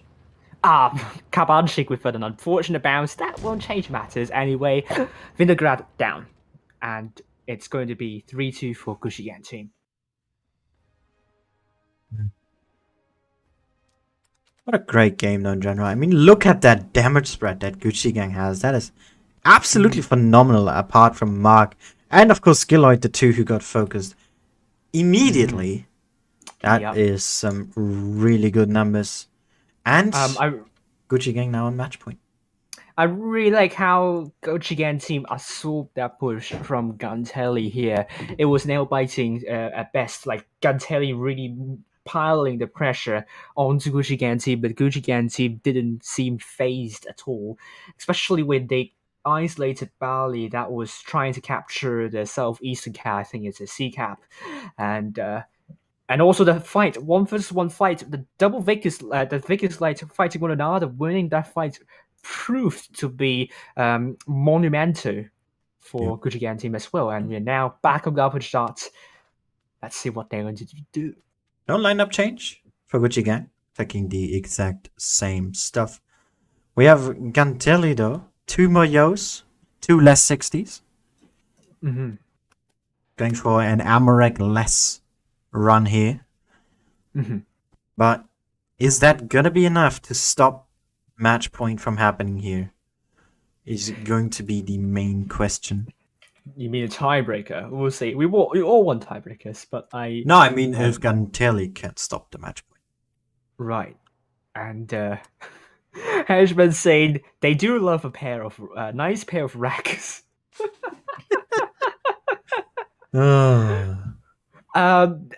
Someone says that the Amarax, this is good for wargaming to buff 60 TP Amarak. Do you agree with that? Just nerf the model damage, just like with the T49 back then. Right. Also T110E5. I remember that tag was so easily Amaraked back in the days, but now it was changed, modified. It's dethroned, Jack. It's dethroned.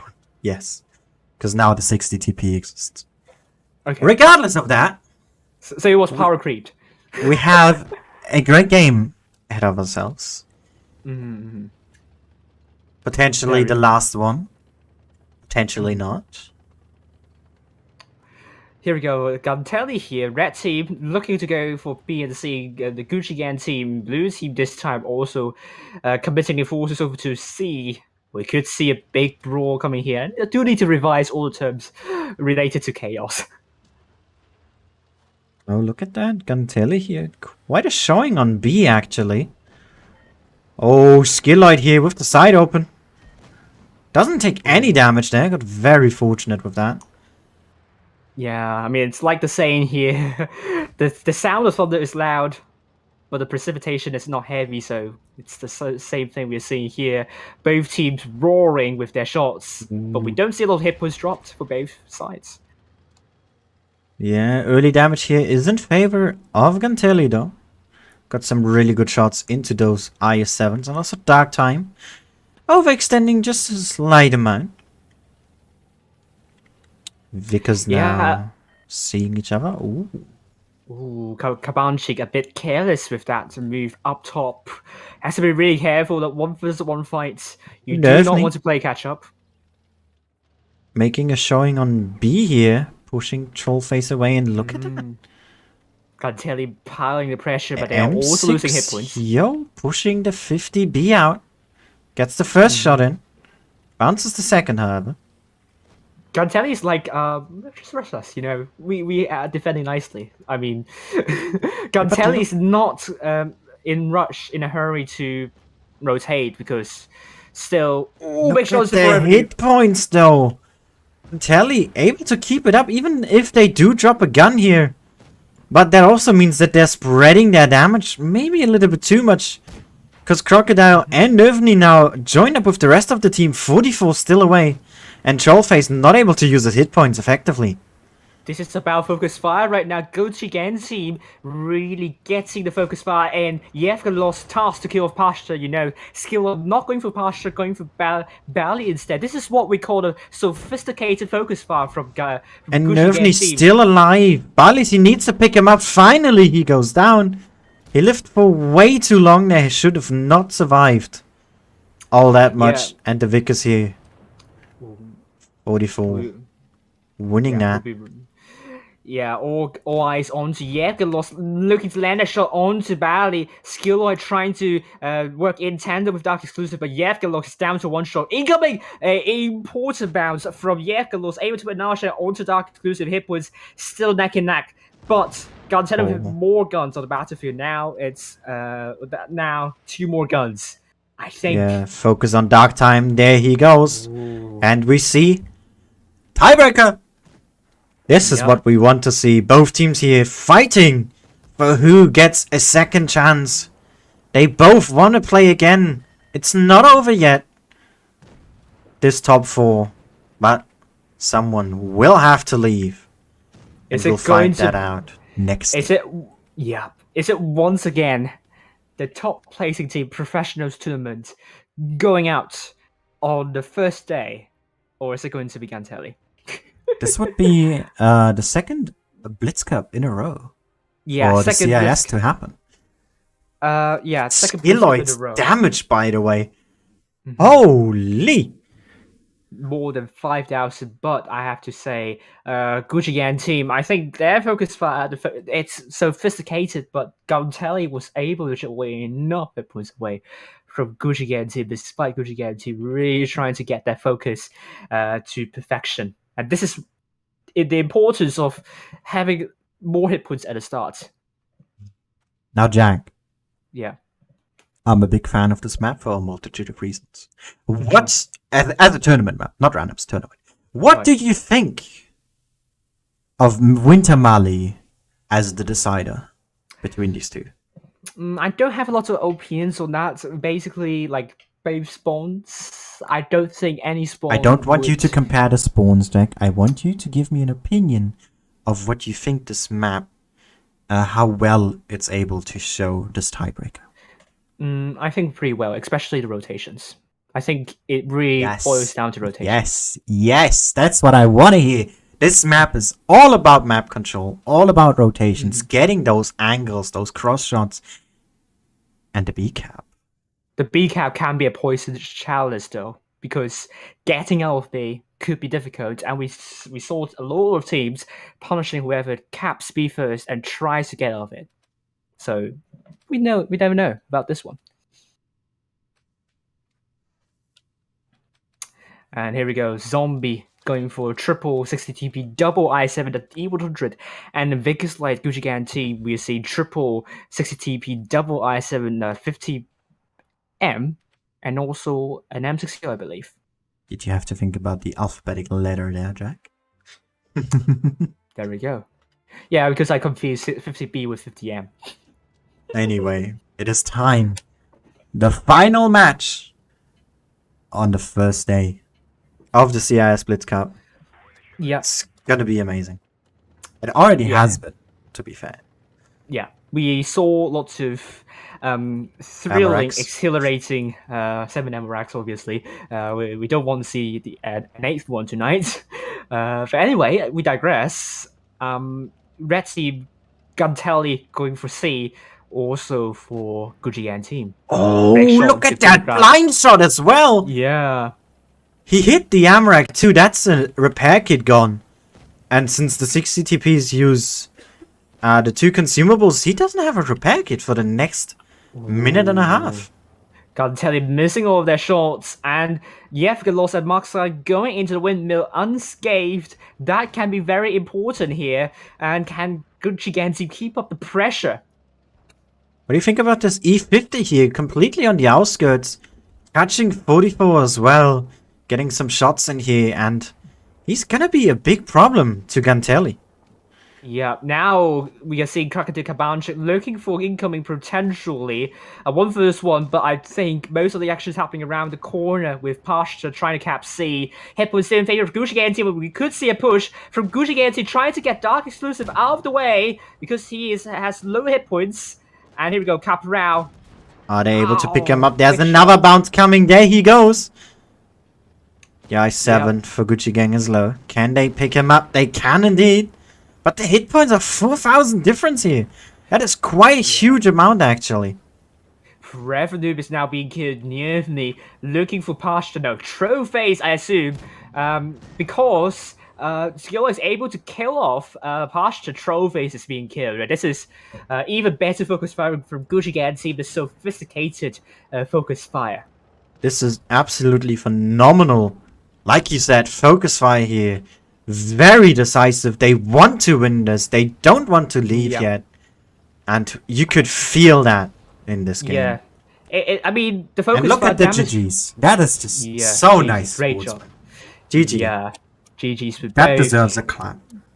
I mean, when I say about sophisticated focus fire, it's not as simple as, focus that particular tank. They kind of, divide their tanks into taking a little bit different tanks, but still are not considered to be not focusing fire. This is kind of the beauty we're seeing here for Gucci Gang team. Their focus fire, also their target priority is amazing in this match. I think this is the Gucci Gang team we all know and love.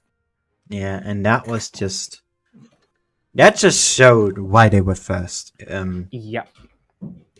What an amazing performance. Yeah. A bit unfortunate. I'd have liked if Guntelli was able to put up more of a fight in the end there. But I think playing 2 tiebreakers back to back, like you said, is just really, really draining you. Not just on a physical level, but mentally. You are under, that's it, constant concentration that is on another level. You don't want to make mistakes. And they've had to play 2 tiebreakers back to back on a lot of stakes as well. It's like Guntelli is on it's under exam conditions. 2 hours of full concentration. Like the Gucci Gang team and also 7 Star is the exam paper. The questions on the exam paper, they need to answer them with lots of caution and with a lot of intellect. Guntelli, credits to them. I mean, they showed extraordinary resilience here, but let's be honest. They are humans. They are humans. They are not zombies. It's very draining, as you said, and they have come so far, and for them to go out on the very first day, I do think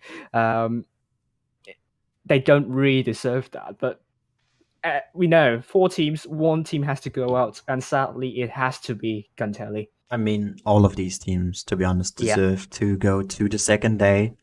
Mhm. I think Gentali has probably fought the hardest out of all 4 teams here. They've had an amazing run. They've brought 7-star, who are absolute veterans, to Sweats in a tiebreaker. And they brought the first place of the wound up to the Blitz Cup to also a tiebreaker. I think they can take a lot away from this game. Massive congratulations, and I think if they keep on playing as this team, as this core clan, I think they could be very big within the next 1 or 2 seasons. Yeah, I mean, as we always say, they have players from Mercy, previously from Mercy, so obviously they know. Obviously, they have a lot of experience, a lot of willpower. I really wish them all the best for next year. I think next year is going to be big for them, as well as a lot of the clans on the CIS server. And huge Definitely. congratulations to Pink, especially. I think I've been told their best placing, their best position in the season was third. Last year in summer season, and for them to be going on a bit of on the low in the last few seasons, They're on a high run right now. they are now on a high. I would really love to see them going far as much as they could. I don't think they have anything to lose. Like, they have exceeded their expectations. You know I what? think, yeah. I'm not just chatting out of my ass, but I actually did get goosebumps from these games because I still have them right now. I just want to mention that because, Right. man, that was fantastic. I've commentated on Blitz Cup last year for the Russian server, and with Fujit, absolutely loved it. And doing it again this year, this time with Xijang. Not as good. And I'm just joking. Again, amazing matches, amazing teams. I like that we got different teams as well, because sometimes we run into the issue of repeating clans over and over again. So seeing new faces, familiar players, obviously, is always a nice treat, and it's been amazing. And we still have tomorrow. Yeah, I mean, all four servers have seen some new faces in the autumn season. I mean, Asian server, RN only managed to get into the top 4 stage this year once during the spring season where they came fourth. CIS server, we have Pink Team. NA server, we have Purple, which I believe they haven't qualified to a top 4 stage once. So correct me if I'm wrong. I mean, and if any NA guys are watching my stream right now, can you just confirm that Purple qualified to top 4 for the very first time this year in a season? And then you have the EU server Jones. They got third place in the summer season, and they only formed the clan before summer, yeah, and now they're in the top 4 once again. It's a huge achievement. I mean, those clans, those underdogs. Yeah, I mean, all in all 4 servers this year has seen some surprising stuff and some new clans coming through. Exactly, and I think with that, we've chatted enough. Our 2 lovely analysts should be caught up now. Yes. Yes, we are. The first thing I want to get back to is the ammo racks. Because the 60TP is notorious for getting ammo racked. It's kind of like the old IS7. The IS7 is also notorious for getting ammo racked. Just like the E5. Yeah, but exactly. That's the kind of thing. If you take the tank, you take that weakness with you. So the chances of getting ammo racked are just higher, especially since these players will know where to aim. Especially since there's 4 of them in a team sometimes. It's sucky RNG. It is the risk of taking this tank in this tournament. It is one of the reasons why the IS7 wasn't really competitive until it got its recent buff. And the IS4 was preferred for a very long time. And the ammo rack factor was a part of that preference for the IS4 over the IS7. And it's the same now with the 60DP. It is, whether it's something that Wargaming actually needs to buff or not is a different matter. The tank is as is right now. That does make it a drivable ammo rack. And that does mean that it will get ammo racked, even in high level tournaments. And in my opinion, that level of RNG should never be edited out, because it's part of the weaknesses of the tank. I think as well, just adding on to that, since it has a special consumable and people also play Adrenaline, just like the E5 with its reactive armor and speed boost, you also take an even bigger risk in just using one repair kit, which is the multi-purpose. Exactly. So not only are you on risk for absolute inner destruction, but let's say you're getting tracked and you maybe just out of a reflex repaired. If you burn, you're dead. If you lose your commander, gunner, God forbid your driver, you're incapacitated. You can't do much. Or if you lose your engine, whatever. If you get tracked again. Or, well, God forbid you lose your ammo rack. What are you going to do? You have one repair kit. And that is one glaring thing I kept mentioning about the E5, because people only played it with one repair kit, and the same thing's happening again with the 60. So just take that into account. Like, yes, of course it sucks when you get ammo racked in a tournament match, but that's because people know how to aim, they know where it is, and in this case you're taking that risk willingly. It's the same with, like, of course I can't remember, some of the German tanks, they're more prone to engine fires. So of course, if you take those tanks and you get set on fire, it's not right to complain, oh, I got set on fire. No, that's part of the weaknesses of the tank that you drive. Yeah, the top tier Russians and Chinese have the same fire issues. Yeah. But yeah, aside from that, very fun games. a little bit more victory prone to RNG because of all the ammo racks, because 7. they do 7. make a big difference. And even though they should be there, like, not all of them, of course, I'm not saying that ammo rack everyone, it's not like that, but like I said, it's part of the tank. The games were fun. They are a little bit more RNG prone because of all the ammo racks. Mhm. It was still very brawly, very aggressive. But this was the Gucci gang that we've seen in previous years. And that was nice to see, because the Gucci gang we saw earlier today was just not the Gucci gang we know and love. The thing is as well, most of these ammo racks, I dare say, weren't too decisive. Other than probably the full HP on Trollface. I think that was the biggest, like, oh shit, because it instantly happened. Start of the game. Yeah. The rest of them were more when it's already, you can already see who's more in a winning position.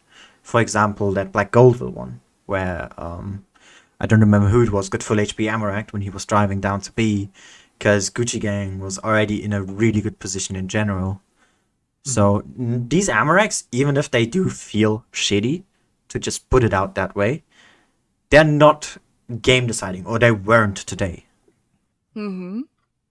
Anyway, Fujit, get it out of your system. What do you want to say? Yeah, a couple of things really. Before I get into it, congratulations to Gucci Gang. I mean, I did say that we may see a different type of team, and we did.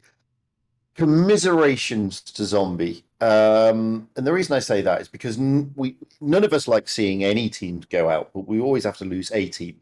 And Zombie played their hearts out against 7 Star. Absolutely, yeah. But sorry, Jack, I have to disagree with you. When you said that, GG didn't really deserve it, they did. I'm sorry. I don't think I said GG didn't deserve it. No, you did. Don't backpedal. Let Fujit talk. You did, and they outplayed Zombie massively on that tiebreaker on Winter Malinovka. Oh yeah, definitely. So it was. I said that both of these teams would throw everybody's kitchen sink at this game, and both teams did. It was swings, it was roundabouts. Both teams were really up for it. But that last game on Winter Malinovka, as Amunet said, this is more of the G game that we saw previously. They penalized Zombie for their quite aggressive moves, to be honest with you, on Winter Malinovka. And, nobody deserves to go out. And, all 4 teams have played fantastically tonight. But we have to lose one, unfortunately. And tomorrow we will lose another one. And we can, tomorrow we could sit there and say, well, if G Game bring what they brought today against Pink or against 7 Star, then they are going to struggle. I'm not going to lie. They are going to struggle. But like everything in these tournaments, it's all swings and roundabouts. It's who really has got the hunger for the day. And in this game, I would say that G game brought their A game today in this final matchup. And Zombie, it could have gone either way, but just that last tiebreaker. I mean, just compare it to the 7-star Zombie tiebreaker. It wasn't as one-sided. That really could have gone either way. This tiebreaker, it was always going to, GG just dominated it from the start, to be fair. Yeah. To be fair. Aside from that, Amunet stole my thunder because people were saying in the chat, "Oh, I missed the E5 meta." What's there to miss? Amarex. The 60 TP is easy. It's just as easy to Amarex. The Easier, E5. actually. You just don't Easy, have you just don't have all the dead drivers. Yeah. Exactly. But Amunet already covered that. So, but I agree with her. I totally agree with her. I've seen a lot of people saying Amarex should be removed in tournaments, and I don't agree with that for exactly the same reasons that Amunet has argued, that it is part of the vulnerability of that particular tank. I remember that the very first high-level tournament match I ever played was on Falls Creek. I was back in Phoenix, and I was in an IS-7, and I got ammo-racked without getting any shot in. So yeah, it is part of it. It is. I mean, but we've seen some fantastic stuff tonight, and this is the thing. I mean, and I have to go back to it again. It's a damn shame losing teams at this level because they're all fantastic. The gameplay, you're right. It's been very brawly. It's been very bitty. It's not been the sort of the ebb and the flow that we have seen previously with the RU server. But what we have seen is every single team throwing everything they can at it. And that's what you can ever ask for. Yeah. Exactly. I am looking forward to tomorrow. I do expect, like I expected for today as well, very aggressive and brawly games. I think 7-star will be, well, not the dark horse, not the right term, but sort of like the dark horse there, because they tend to play more tactical, more supremacy, so to speak. You know what I'm just thinking right now? Fuck, we still have tomorrow. Because these could have been last day games, to be fair. Maybe not all of them, obviously, but the hype was there for it to be a last day game. I think And at you least. think this is long? Tomorrow will be at least an hour longer. That too. It also starts an hour earlier, but yeah. Yeah. So tomorrow we have Pink Team versus 7-star, and I'm very sure I didn't say Gucci Guarantee. Like, I think you just misheard it. Jack, I'm pretty sure stop I said backpedaling. Gucci Gan Team. I'm pretty sure I said Gucci Gan Team instead of Gucci Guarantee. To be fair, everybody is saying Gucci Gang Team. It's just being misheard as Gucci Guarantee. It's not. It's Gucci Gang. Yeah, we are saying Gucci Gang, to be honest. Yeah, to be That's honest. something weird because people are getting confused about us calling Zombie Gentilly, but everyone expects us to say. I mean, Gucci it's in their team name as well. You can see it right But there. not- It says not- Gentelli. Yeah, but It I mean, also like, says it at instead the of top. clan tag, we're saying Yeah. Gucci Gang Team rather than 1L. I mean, Jack did actually say 1L twice, and I was like, "What are you doing, Jack?" Yeah. To be fair, people were getting confused with the Gentelli part because if you go back to the 7-star team, quite a few of their players are called Gentelli. Yeah, Gantelli. I mean, that's not our They were fault. getting a bit confused. That's why people will get confused and say, are they talking about a team or are they talking about a player? I mean, the confusion was. we also have to remember that we are so used to calling teams like clan tags on APAC, EU, and any server. I mean, that's But generally see- because their team name is their clan tag. Yeah, most Yeah. of the Other than time, yes. Loka doesn't do that. Yeah, but I mean, also in Endgame, they like their team name being Halo.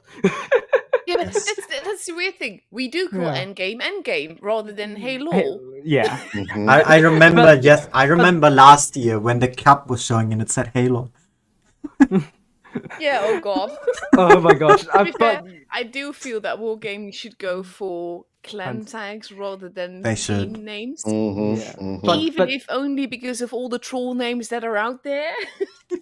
but also the CIS server players are more used to the team names rather than the clan tag. So that's kind of the main difference we That's a have. cultural difference. Let's call it that.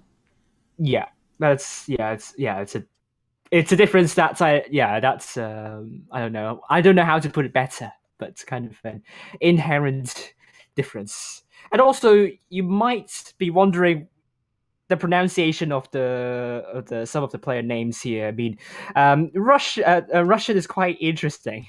They use the Cyrillic alphabet, and there are two versions of romanizing the Cyrillic alphabet. Some people use the Russian chat alphabet, which is to kind of convert the Cyrillic alphabet to something that is close to English alphabet. But some just use transliteration, which means the pronunciation of that name in Russian is converted to the pronunciation of that name as it was in English. So it can be quite confusing, and that is sometimes why we have to ask certain people on how to pronounce their names, because we've seen a mix of both. Like, we've seen names that are derived from chat alphabets, some derived from transliteration. So it can be quite confusing. Man, I but want you to have say who asked so bad right now. but you have to remember that Mm. regardless of what server you are on, Mhm. when you type in your in-game name, you can only type it in Romanized Yeah. English. Yep. Yeah. It won't Yeah. allow you to do it in Cyrillic or any other language. It's only in English, which is why those of you who are watching Every Good Name is Taken stream, that's why his ING for the RU server is about that way. Because they can't do it in Cyrillic. Yeah. Martin, there's no keys. Go to Jack's stream. I don't have any. I don't as well, so don't ask me. Ask Wargaming. To put you in the picture, guys, there's still another 15 minutes to run before those of you out there, the rewards counter will cut off. Oh, did you have to say that, Pooja? Did you have to say the number 15 minutes? Oh. Yeah, so in 15 minutes, there's No, only he did it 15 again! minutes to go. Don't say it again! Stop this, man! I can't take this slander. It will stop. It will stop. Regardless of what if the I'm streamer out. carries on, it doesn't matter because it will just stop. Simple. And it's 14 minutes now. God damn you, Fujit. I'll get my revenge on you for that one. Just because we have that time. Getting back to what we've seen today and what we can expect to see tomorrow. Oh, I have no Tomorrow- clue what we can expect. Other than even better games. Well, I tell you, if 7-star Mhm. come in tomorrow with a similar attitude to today, I think they've got a good opportunity. Yeah. To be honest with you, Yep. that's not to say they're guaranteed it. It's not to say that they're going to be the favourites. They've got a good opportunity, and it's for the other teams, which is Gucci Gang and Pink, to step up and bring their A game tomorrow. Not that they didn't bring it today, but they really need to bring it tomorrow. Right. So someone asked me on chat, what team is the North American team? None of the teams you're seeing here are from the North American server. They're just gonna import some players. To be fair, Jack, I did point out to because somebody else asked where are these teams from, and I did point out the name of the stream is Blitz Cup CIS. Yep. Damn, So- that's smart, So it's Fujit. all the teams are from RU. Yeah. No way. Russian area. If you're wondering about the NA teams, from my stream you're seeing Jokers, Primal, Purple, and Rain. You will be seeing these teams playing next week, not tomorrow or tonight. Yeah. So if you want to follow them, check in next week. We're gonna have a new face next week as well. Oh yes, 34, isn't it? Or is it not? Yeah, it is. 34. Yeah. Yep. But that's next week. This week Yep. is all about RUCIS, guys. Yeah, It's this all week is about not done yet. RUCIS. Oh my gosh, someone asked me on the chat, how do you get rewards? God. Fujit, how about you do it a 7th time, Fujit? Let him know. Let it rip. To be fair, there's only 12 minutes to go. If you're asking this now, you're really out of luck, guys, because you need 30 minutes to get just one of the reward, just part of the reward. So if Fujit. you're asking this now, you're really out of time. This is the personal request. I want to hear it one last time. Whispered into my ears. And he's lagging. No. No. I've No. already said it enough times. You're out of time. If you've been watching and you've not heard me say it for the last 6 times, then I can't do anything about that, guys. I really can't do anything about that. Jack, because there was a guy in my chat who was like, how do we get rewards? Why has no one told me how to get rewards? Bridget, take it away. No, I've already said it 6 times. There's only 12 minutes to go. There's no point saying it a 7th. Someone just described it perfectly. The good old days. Where are my keys, Wargaming? Yeah, exactly. You know what's good to make it 7? We have 7 arrow racks, so we need 7 repeats of the same thing. And also 7-star. Yeah. But it's still too late. You're What letting I us would down, say Fujit. What I would say is, guys, don't forget, this is only realistically the 2nd time that Wargaming have streamed this server with In English. commentary. Yes. Both time it was me! It's the pro side of needing to do things online only. Because it isn't just that. I have found that NA is getting attention. You didn't use Asia also. streamed at all. Asia as well. Like on the official channel, we've streamed it. But until last year, they just weren't streamed on the official channel. I mean, to be honest, I think this year all servers have been covered in the most important stages in the seasons. Like every server, the top 4 stages, they are all covered by all the streamers. So it's already a big change. We also to had what it quite a lot used of to be. new streamers this year. Yeah, I think Noob Eater is one of them. Nubida, Robert, 34. Yeah, A lot of others in their name. yeah, and who else?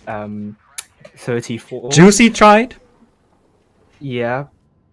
Yep, Juicy tried, and who But else? Juicy found that he enjoyed playing more than Yeah. streaming. Yeah. I'm not And surprised by that, if I'm honest. We potentially could have also, Exit and also who Falcon Dude, who stream a bit of tournaments, or albeit not the official. Jack, tournament players, just because you play them doesn't mean you can commentate. I know, but they commentated. Yeah, but you tried to force a lot of people into commentating. One of my clan members is getting terrified of just seeing a message from you. Yeah. And you know who I mean. Have Yeah, Tate. the slander, I can't take it. Go back to that. I mean, all these Blitz Cups are now being streamed in both. Exactly. There's being streamed in English and in Russian, so there is getting a lot more exposure. There is a lot more exposure in that respect. Look, Fujit, your lies were just told. It's only 9 minutes. But it is now. It's 8 minutes now, in fact. So we have another liar. So 3 minutes by the time they hear this. Absolutely. And then we're gonna have another 2 liars. Look at that. It's always the way. Man, But times. tomorrow should be fun. Tomorrow should be interesting. It should be Should. full on, I think. I think it should be full on. Yeah. 7-star, they're outside of the box strategies versus Pink being extremely decisive versus Gucci Gang team with their focus fire potentially. I don't know, it's but all of these 3 teams have their faults. Gucci Gang really is gonna be a hit or miss tomorrow, I think. Yeah. Depends on hit how or well miss. they're able to start off with. Because we noticed this, or at least I did. Pink was really good at the beginning, and were able to more or less keep that. whilst against Zombie, I forgot their name just now. They were able to have a solid performance from the start, so they were able to get into it better. And I think that's really going to decide their pacing. So that's what we're going to have to look out for, I think. It Right. might be a bit like ID as well, because ID generally didn't perform particularly well the first game. Mhm. They always needed at least one game to get into it. Mhm. And it might be the same with Gucci Gang. Like now, well, the pressure is on, of course, but like with the start of today, you're walking into it blind, so to speak. And now they've got this in their fingers. Yeah, but you also have to know that they only have one life left coming into tomorrow. So that's That is also That is true. yeah, that's also added pressure for them. That's their lifeline. But, yeah, It is, but don't forget, they're not going out first. yeah, True. And they get to see what the other teams are doing, and they get to see how the other teams are playing, and they get to take important intelligence from that. And I know we've had this conversation before. It's a very dangerous tactic, and I'm pretty sure they didn't play for this tactic. But sometimes, just sometimes, some teams may sit there thinking, "Well, it's an easier route that way." You mean R2K? Yeah, there is that. They do spring to mind, unfortunately. Well, I mean, they did that purposely. Exactly. And some, you can never discount that. I'm not saying that that's what G Game did today, but you can never discount it. True. On the other side, on the happier side, Pink team got their clan logo and also 1L. Yay! I don't know if 1L is going to use the Gucci Gang team logo or are they going to use their own clan logo for 1L. I don't know, but Pink team definitely. You know what I noticed, by the way? Yeah. In the game of 7-star and... Fuck, what was the team name again? I forgot. Can't tell you, no. Thank you, yes. We had the clan logos, but two people used the original version. And I believe it's their callers, respectively, so that's a nice nod. Oh. I found that to be really cool, actually. Because I know But you'd Ufenjaj had yeah. the original 7-star one, Mm-hmm. and I don't know who it was from Gantelli, who also used the first, who used the Mercy avatar, but back when it was called Mercy. Mm-hmm. Yeah. And More importantly, will Ufenjaj tomorrow take a Death Star? That's the thing. oh. I mean, if it goes to him, he would want to every game. But I can see Yes. them do it. That's the thing. If you Exactly. are playing as aggressively as that, you can get away with it. Mm. Exactly. All you I mean, need to do is trade, realistically. But it's who not like wants he's- to trade with a Death Star? It's not like he's a fantastic lights player. Nah. My sarcasm sense is tingling. Unbelievable. Well, I must admit, seriously, can you remember the last time at such a high level tournament a Death Star was actually taken? I mean, last Blitz Cup, Exactly. Last time ago. Blitz Cup Yeah. endgame fulfilled my wish of using the powerhouse, which was Orca. I will never forget. Well, there you go. Yeah, it's but been I still remember raid the Death Star on Yamato Harbor against against Ace Ventura, I believe. Good thing I It don't was remember iconic. that, so you can just tell me about it. I think it was Ace Ventura, actually. Yeah. I think it was them, yeah. But that's going back a long time. Yeah, for 2018. that. Exactly. That is before my time. Yeah, so we haven't seen a Death Star at this level for 3 years. I mean, that is some ballsy move by Ufenjaj there. Mm-hmm. The thing is that's just the thing. Ballsy moves work. Yeah, Because They're exactly. not like no guts, no glory. the thing is, it also is a fear factor. Because who wants to drive out in front of that gun? No. You can just keep a flank quiet with just that tank alone, if they know you're there, of course. But also Other than that, you're just an assassin with a nuke in your hand, basically. yeah. But you also have to remember Death Star is really not accurate as a TD. So there's that. Mhm. That's true. Also, just Unless, of watching course- that Super unless Conqueror it- game on your Yeah. stream right now, Peter. That is insane. What? The game? Yeah, I The know. Super Conqueror game. That was pretty nice. Insane. That's why I saved it It's for one of those last. games like I'm looking at it and like, how on earth? Yeah. But yeah, sorry. Wow. Awesome stuff. But yeah, with the delay, we're done for today. We are with the delay. Yeah. That's Nice. correct. I'm love it. alive. Oh, also, if you haven't done it already, chants, make sure to do your chants in the official server. Support your team. We love to see more chants. I mean, you might have your chants being Jack, shown tomorrow on the official stream. If all you want to do is just have people see your haiku, then stop. Yeah, they need to show my haiku for Gucci Gang team. I'm gonna bribe Tony so that they don't show it. Oh. Duh. Nah, I bet they'll show it actually. I hope. But yeah, I Yes. think that's it for us, isn't it? Yeah. That is. It is, yes. So tomorrow the start time of the stream is going to be an hour early. If I think I'm. Yes. Right 4 about p.m. CET. Yep. It will probably start a little bit early, but at 4 p.m. that's when the timer starts. So that's when you need to tune in if you want rewards. Check Yeah. my stream chat. Check what someone just said in my stream chat. Can't believe it. It's not tomorrow yet. They can't There's wait. no They can't giveaways wait. happening like on the stream either. No. That's the thing. Yeah, brilliant. Yeah. I like your Ah. optimism, though. Your Yes. optimism is good, Brad. Well done. If it's fitting, though, is another question. But I Alright. want to know, since it's the first time I've streamed on YouTube with this camera angle. Opinions, please. Thank you very much. As for my It's weird because the microphone covers half your face. Yeah, I can't Angle-wise, really. It's fine, but it's mainly like the positioning doesn't quite work right just yet. Yeah, I haven't figured that out yet. That comes with time, I think. Right. The thing is, I As could have for also my- just placed my webcam in front of me.